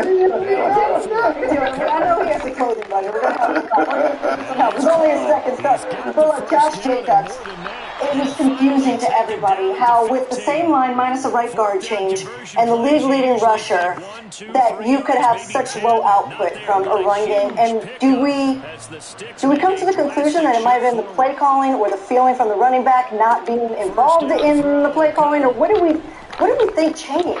Oh, it has to be play calling. It has to be play calling. And you can see by the way these runs happen. It's not like you're necessarily out-scheming people. Our offensive line and our running backs are just playing well. When you are with the offensive line and you are a running back or you are a quarterback, you know what your best protections are. You know what your best runs are. You know what you guys are most comfortable doing. And that's what Josh Jacobs was saying. We just picked a couple of runs that we were really comfortable with. You don't have to get all tricky to be able to make some explosive plays. Do what you are comfortable with, and that is what this looks like right here. Not as a coach getting up there saying, this is a scheme we running this week. No, Josh, what you like? play? You know what I'm saying? What do you like? Offensive line, what plays do you like? And also let's come down here. there was an energy and an openness and a support from his head coach. And you know what? I can't wait to go. We've been here in the studio. We haven't seen inside the locker room yet. We can't wait to bring you guys inside the locker room. Also, we're going to hear from Antonio Pierce from Compton to Las Vegas. He's a diehard Raiders fan as a kid. He gets his first win as the head coach of the Raiders. Coming up next, AP. This segment of Raiders Game Day has been brought to you by America First Credit Union, the official credit union of the Las Vegas Raiders. Here's Herbert.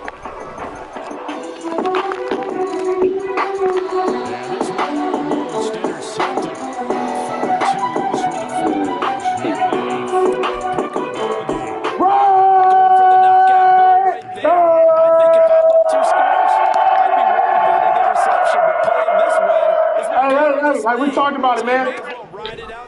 Blank sheet, new chapter, we write our own script. Write our own script, man. That's just one step, man. You guys got it, you know. But more importantly, man, this is about us. This is about you. You guys get the minds what we're gonna do, and we did it. Exactly what we said. I think we did it. And I know the coaches, the whole organization, the whole building is about it. More importantly, I'm happy for you guys. That was rough the last 2 weeks. Biggest window? The front window. And guess what? Every door we're going to, we're kicking that from now on. But no thanks about it, man. Hey, man, you know what this time is? I'll see you. Did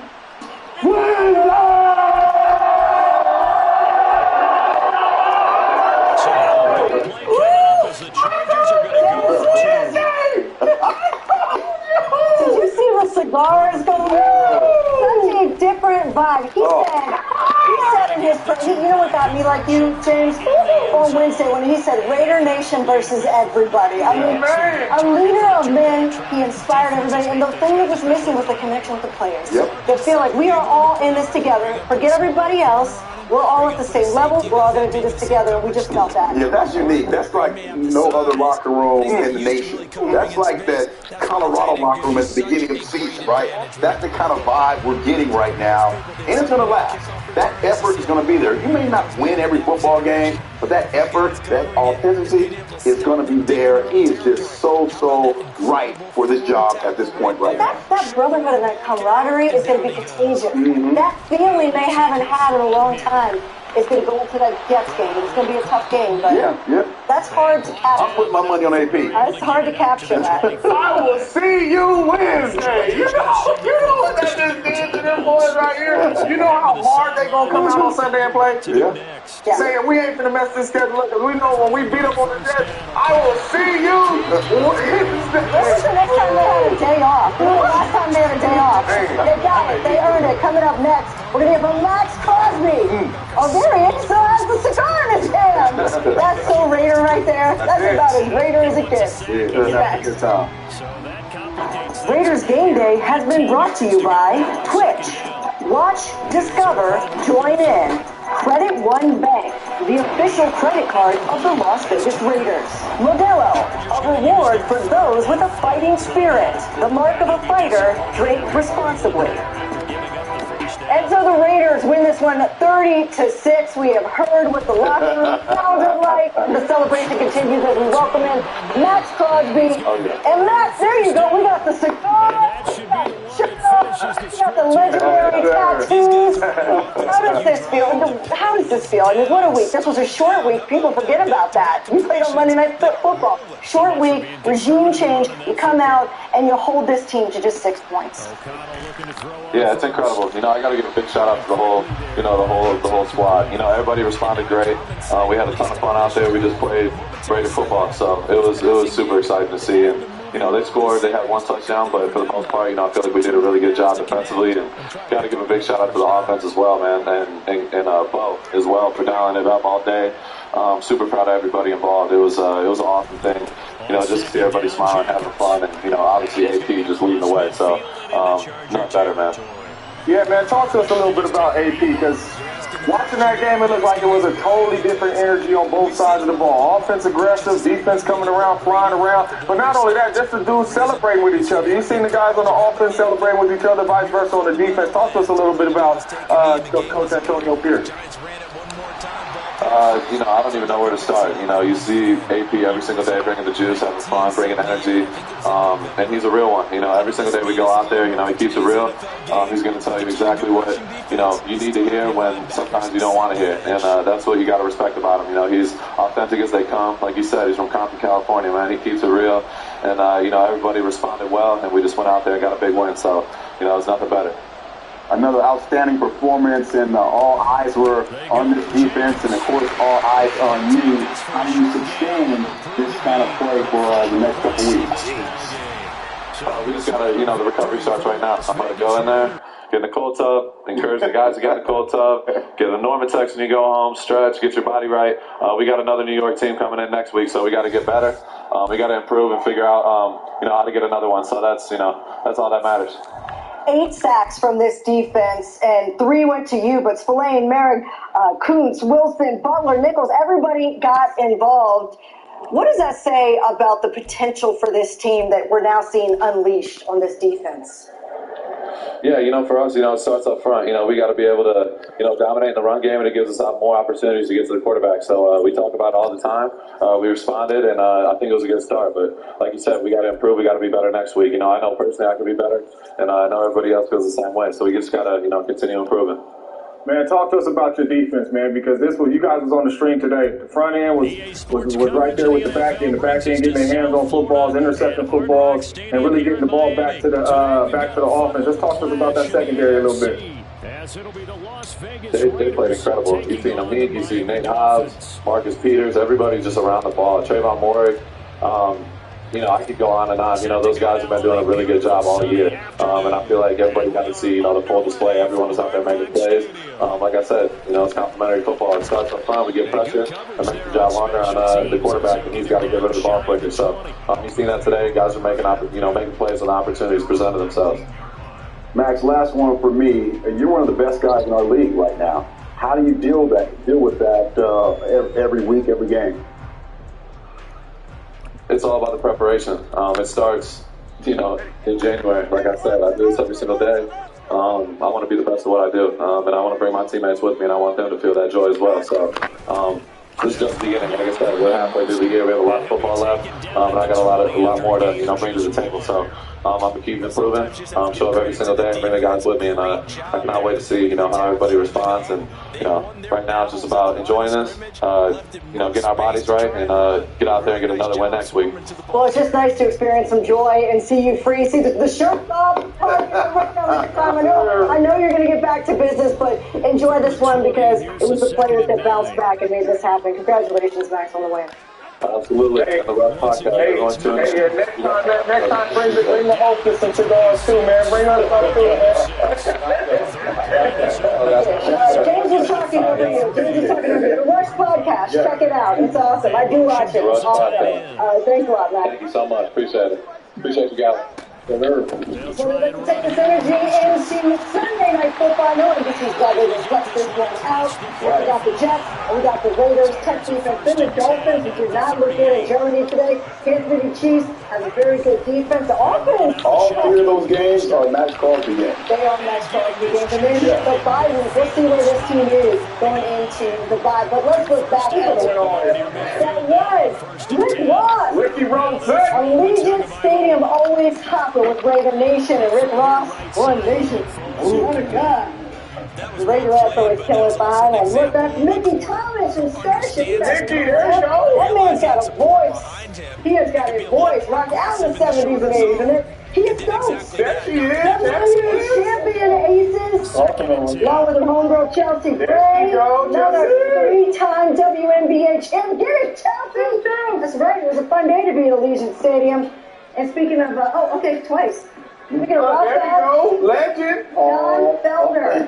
Hall of Fame guitarist. Oh, yeah. Out there shredding. Legend. And Simba holding your baby up like Simba's baby. Like, Mom, Dad. Come on, man. Just saying, All right, the Raiders, they walk away with a win after an emotional week. A new era has begun. 30 points they put up on the Giants. Can they keep it going against the Jets? We'll see. Sunday Night Football coming up. We'll see you next time on Raiders Game Day. Amber Theo Harris, James Jones, Merrick Allen. Join us, get your cigars out.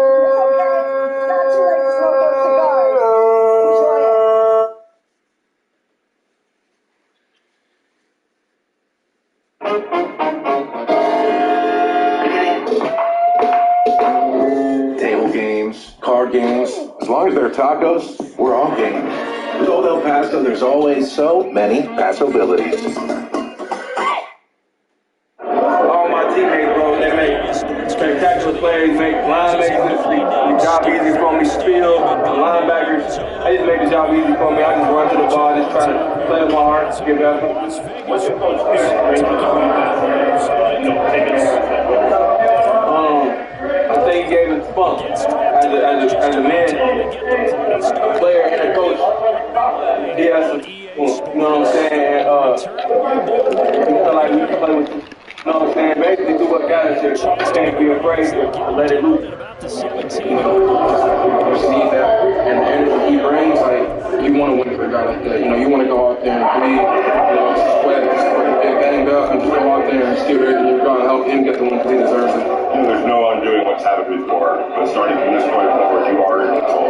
You know that you are in control of the future and you know, like you said, like that blank sheet of paper that AP showed us, you know, we have some 9-game season now. What happened in the last 8 games?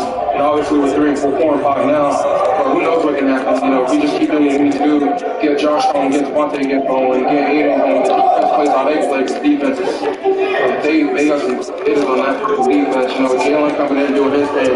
You know, the rookie, these kids coming in balling. Freaking Meeks, the energy Meeks brings, everyone feels like that. Like, his energy is contagious. You know, all the interceptions he gets, he don't hold. So, you know, we have simple guys on this team that we just beat up and we all beat up each other. And like I said, we have 8 games left. So we'll see what we can do. Since the energy in the building is different, some of the energy in here in this locker room is different too. I know you've been a part of a lot of winning lockers, but this helps us feel. What does it seem like? It's dope, you know, just being able to see this and just be a part of this locker room is really cool. So I'm just really excited to be in this locker room, just be a part of this. Just gotta keep on going, man. You know, we gotta keep on going. Like I said before, I know how this league is. You know, you win next week, whatever. So you gotta build off this win. You know what I'm saying? Continue trying to. What did you see on the play, and how did you kind of go back into coverage in order to get it? That's who I am, man. You know, I was doing my job, doing myself within the scheme. Once I saw the ball, now I knew it was mine.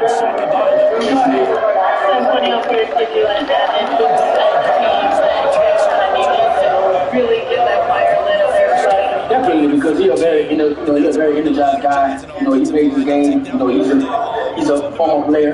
You know, so you know how this game goes. And all he told us is go out there, man, execute, have fun doing it. A little weird because of, you know, what happened this week, but you know, the guys came together and, you know, we stuck with each other, so it's been fun.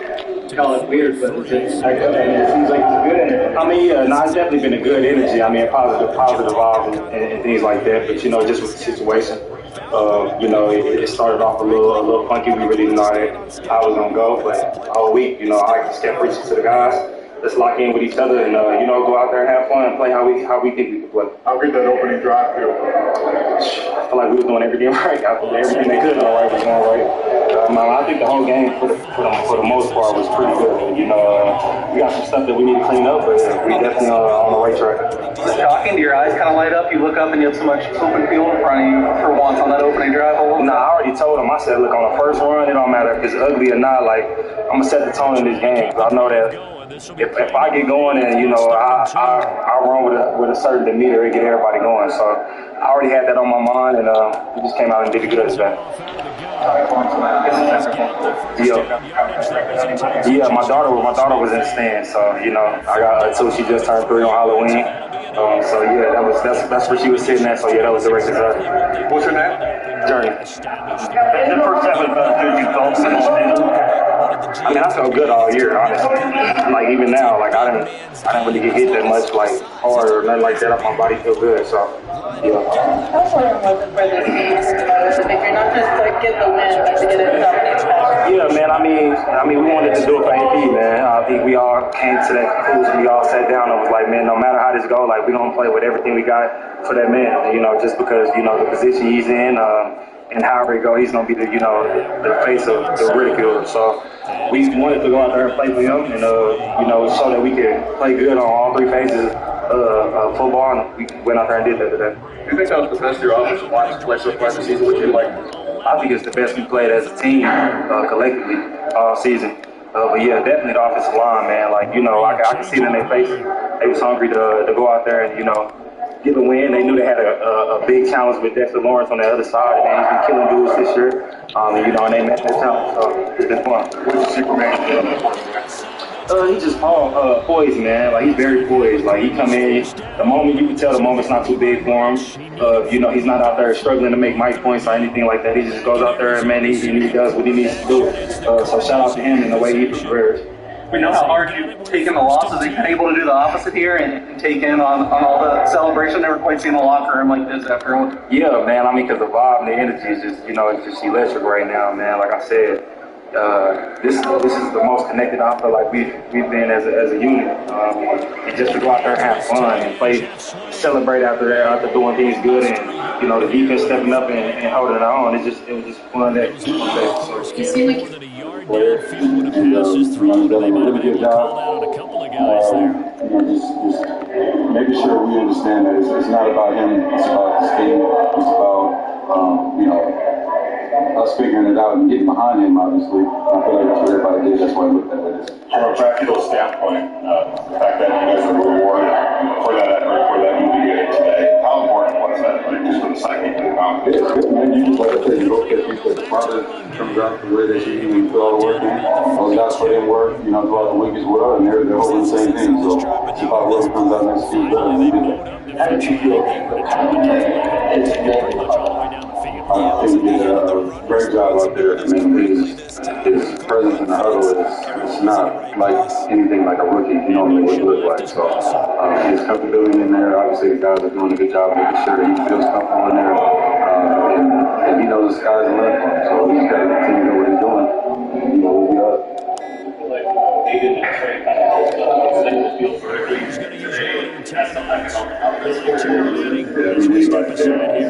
That's how it went today, and we'll continue doing that and taking shots to back the defense up and keeping honest. But you know, Trey has that speed that he can do it at any point. So you know, whenever he has opportunity, you know, he can put it up. So we're gonna make that work. I'm not sure if they asked about the big 13 guards and Max bringing them on. Did you know about that? No, I didn't know about that, but that was a great touch. Were they from Max? I know Jermaine said he thought he came from Max. I'm not sure, actually. I know Max is a big cigar guy, so I wouldn't be surprised. Good. Watch football all season long, live and cable free with YouTube TV. Try it free. Terms apply. Cancel anytime. How about this one? Right in the middle of the field, right in the heart of a defense. I don't know why they are giving this much out, but every American family needs to see this. The government is basically giving me $1,350 in premium credits every single month, just because I'm under 65 and make less than $50,000 per year. Everyone with a Social Security number can qualify to get up to $1,400 in benefits by the United States government. It is set aside under this new act that just passed. Guys, it's powerful. You have up to $1,400 in benefits that's already there waiting for you. You just have to unlock it. The link to the page I used is below this video. Click it now to claim yours. Since telling people about this, I have had such an overwhelming response. So, I know that people really need the benefits. If you're seeing this video, then your state is one of the approved states that is eligible for these premium credits. It's seriously not even hard. All you have to do is do what I did. Go to this link below and tell them you are under 65 and make less than $50,000 per year, and that you are not on Medicaid. Now let's find out if they're going to stick with the run here on third down. Well, how about that, Raider Nation? Eddie Pascal back in the fifth quarter, presented by Twitch with my guy Fizz, and we are here to celebrate, to break down, to bask in the greatness that was a 32-6 win for your Las Vegas Raiders. Fitz, incredible to see you. I'm glad you got the memo about our wardrobe prior to start the show. But let's just start here. Let's go back a little bit, not too far. Let's go back to Wednesday. What did you think? What were your expectations for the Silver and Black coming into Sunday at Allegiant Stadium? So it's interesting to me because on one of my shows for Yahoo last week, before the Monday night game, I was asked to make a bold prediction, and my bold prediction in that Thursday game, 4 days before the Lions game, was that the Raiders would get demolished on Monday night, and that there would be wholesale change in the organization on Tuesday.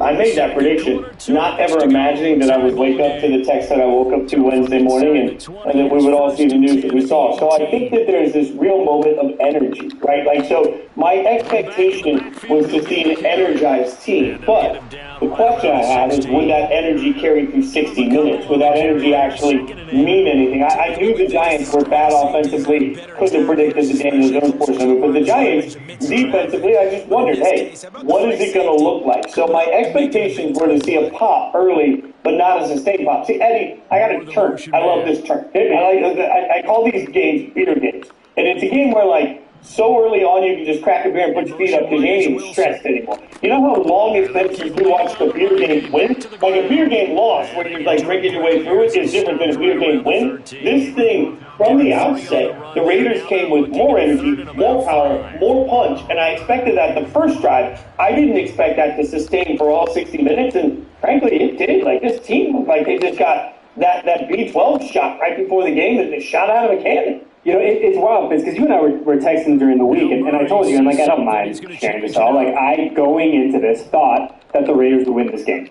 I thought that the energy, kind of like, to use your term, the B12 shot that Antonio Pierce has provided this team, this organization, everyone in this building, I thought that they would be able to ride that wave to a win. I did not, in the spirit of full transparency, think that this was going to be a dominant 60-minute, no messing around, like, I don't want to say destruction, but pretty darn close to destruction of another NFL team. This was, what was our halftime score? 24-0, right? Like, this was, to your point, a great beer game, a fantastic beer game. And my goodness, man, I mean, am I excited that this happened? 100%, 1,000%. But I didn't see it coming. Like, I will be the first guy to admit that. I thought the Raiders were going to win. I didn't think they were going to win like that.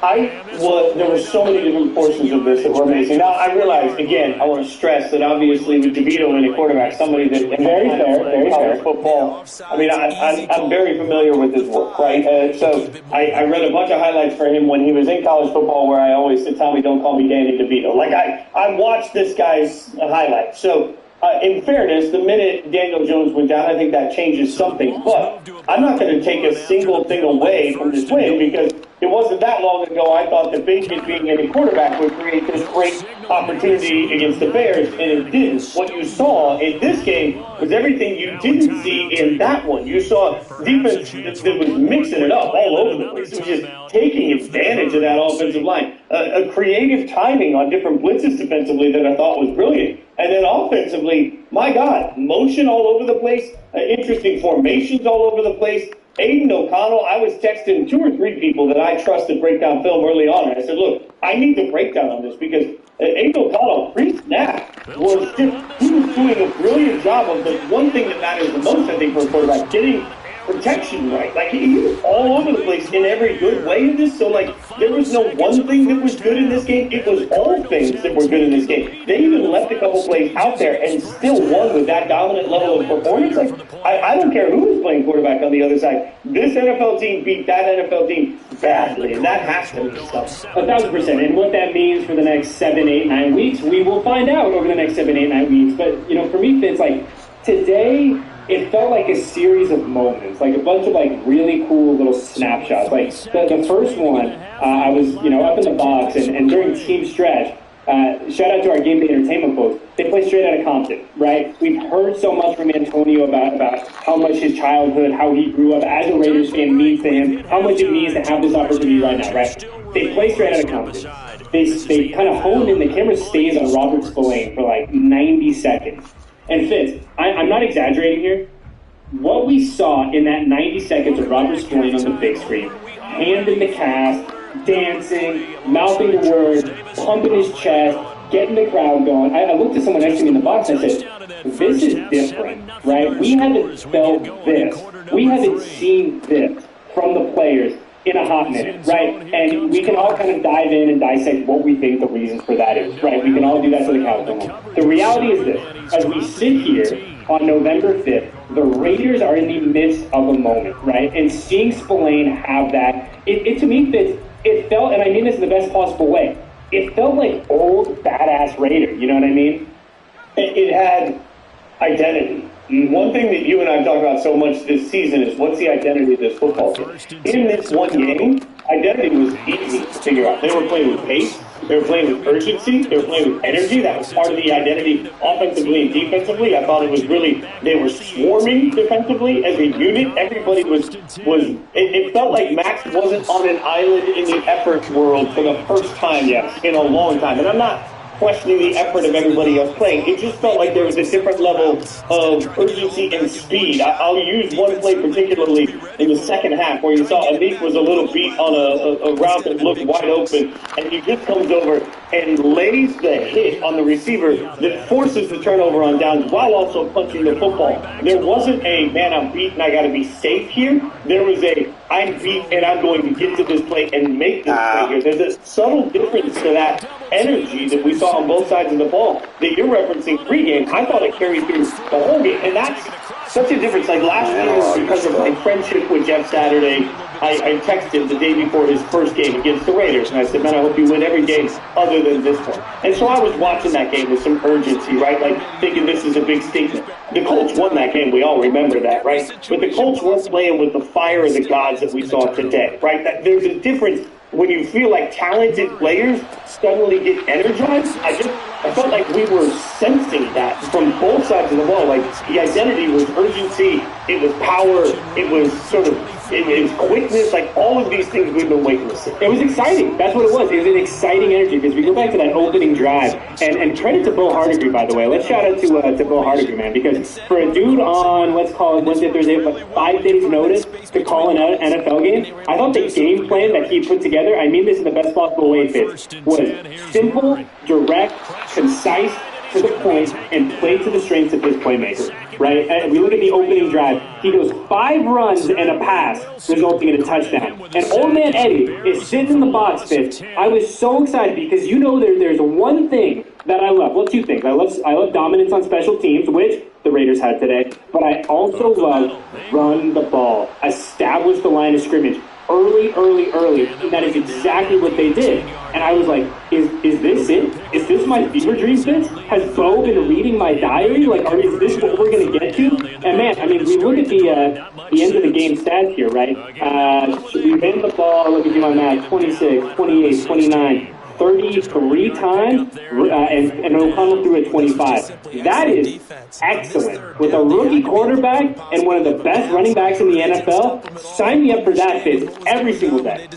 Yeah, but there's a part of that, again, I'm going to go back to giving young quarterback Aiden O'Connell a lot of credit. His run checks were the ability to check some of those was absolute brilliance, and I think it's important, and this is just, like, these are just facts, whatever we think of it. Adam Schefter tweeted out 4 days ago, in each game this season, the Raiders have scored 21 points or fewer, rushed for fewer than 100 yards, and recorded at least 1 turnover. They're the first team to do that in each of their first 8 games of the season since the 1941 Cleveland Rams. That's how long ago it went.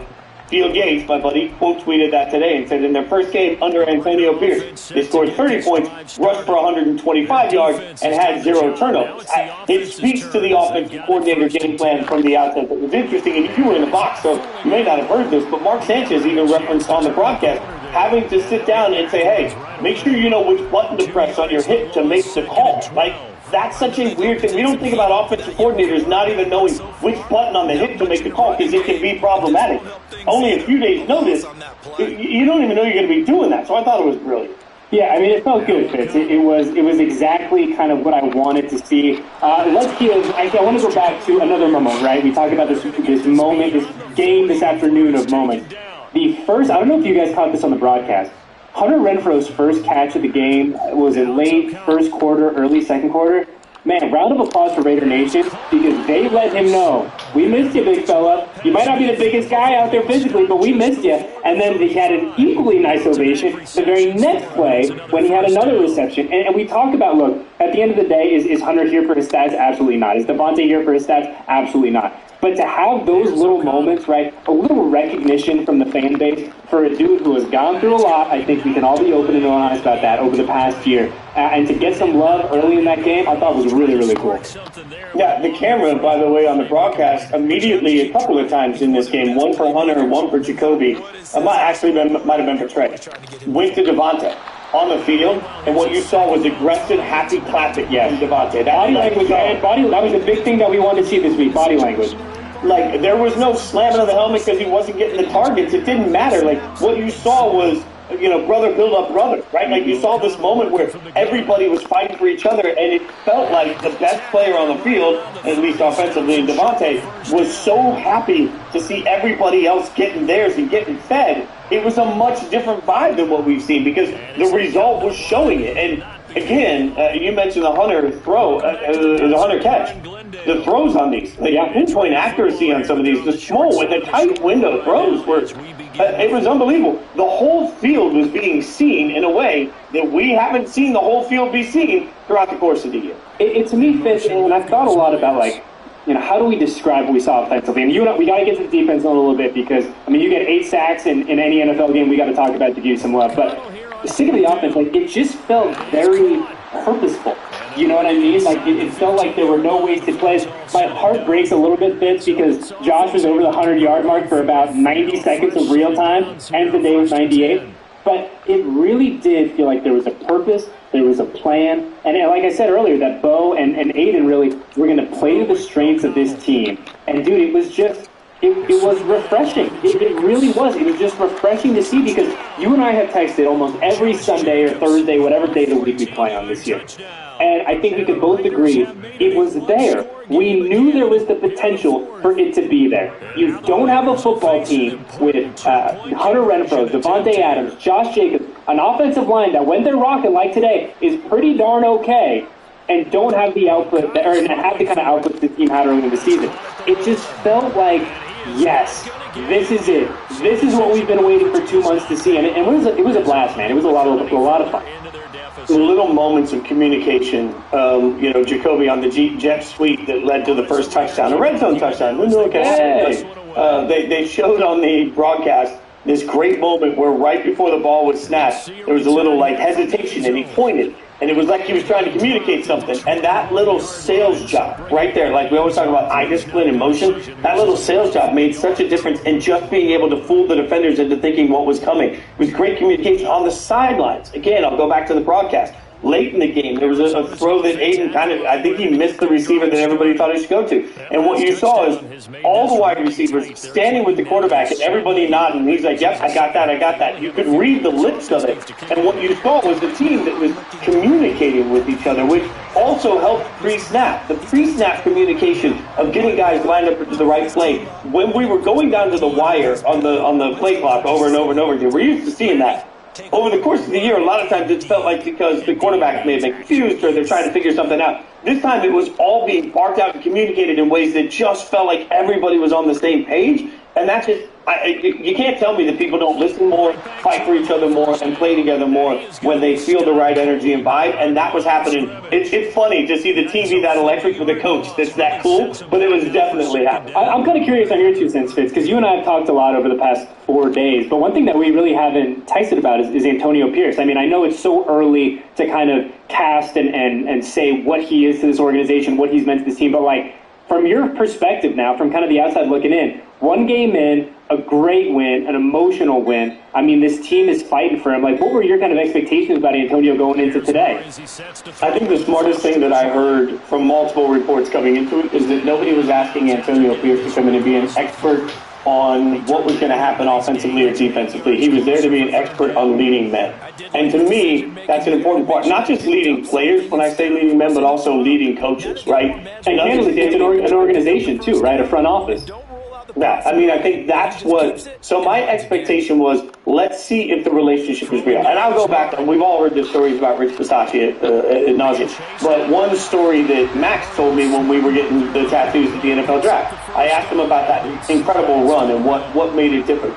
And one thing I'll never forget is Max said, after the blowout loss to the Chiefs, all the leaders in the locker room came together, and they brought the whole locker room together. They decided as a team, what are we going to be, what's our identity going to be, and what are we going to fight for? And I've always remembered that because to me, it's as much about the leaders in the locker room as it is about the guy on the sideline. And what you saw today, and I wasn't sure what to expect here, was obviously the person on the sideline has empowered the leaders in the locker room in a way that's trickling down to everybody. Like, you tell me the last time as we looked at the defensive side of the ball, you saw that level of confidence and swagger from Amik, right? Like, we're talking about a guy that's been playing much better this year than a lot of people realize. I think he deserves some flowers for the way he's been playing, but the interception on the goal line was beautiful. But not only was the interception beautiful, the way he got up and then ran with it, little stutter step, like he was playing different. The way he broke up that pass I already referenced, he was playing different. There was one play where the ball was fumbled and he had a real shot at it, and you could see him turn around, and there was just a different swagger to guys. And I think that comes from Antonio Pierce empowering the leaders and everybody understanding that relationship. 100%. And one thing before we do shift to the defense real quick that I have to bring up is you talk about the leaders, right? And one guy who's going to get lost in the shuffle today for very obvious reasons is Jimmy Garoppolo. But Jimmy was a fantastic teammate this week. He was a fantastic teammate today. You see him run out. They're supporting Aiden. Him and Brian are building this guy up. Jimmy doesn't have to do that. Right, Jimmy doesn't have to be that good team guy. We heard from Antonio earlier this week. There's a reason that Jimmy's got a C on his chest, right? He's here to build guys up. He's here to be the team guy. And again, right, Jimmy didn't throw a pass today. Jimmy doesn't have any stats. He didn't appear in the game. He's going to be forgotten in history in this game today. But I think we got to give him a little bit of love for just being a good backup, supporting the guy in front of him, and being put in a position that he certainly didn't think he was going to be in 6 months ago. But being a team guy, making the best of it, and saying, "Hey, there's 53 guys that have to pull in the same direction, and I got to be one of those 53." Imagine, and this is, I've used this analogy a lot in my life, but I'll go back to my touring days. Imagine if I walked up on a tour bus one day, and I'm playing the fiddle for the biggest country band in the world, and I walk up one day and they say, "Hey, here's this new fiddle player. Younger, cheaper. We really want you to show this new fiddle player everything you know and every trick that you have so that the band can continue to be as successful as possible, even though it might mean it's the end of your time playing fiddle." I would kindly tell that, whatever band that is, to you-know-what all, right? Sure. Like, now, like, if I walked in today working with Yahoo, I'll be back on later, fellas. and they were like, "All right, so if you could just show him how you do everything that you do, or her, how you do everything that you do, then let them do it, then support them." Before I get stream fatigue, I don't know why I can't compare stats. Alright. Play me some GTA or something.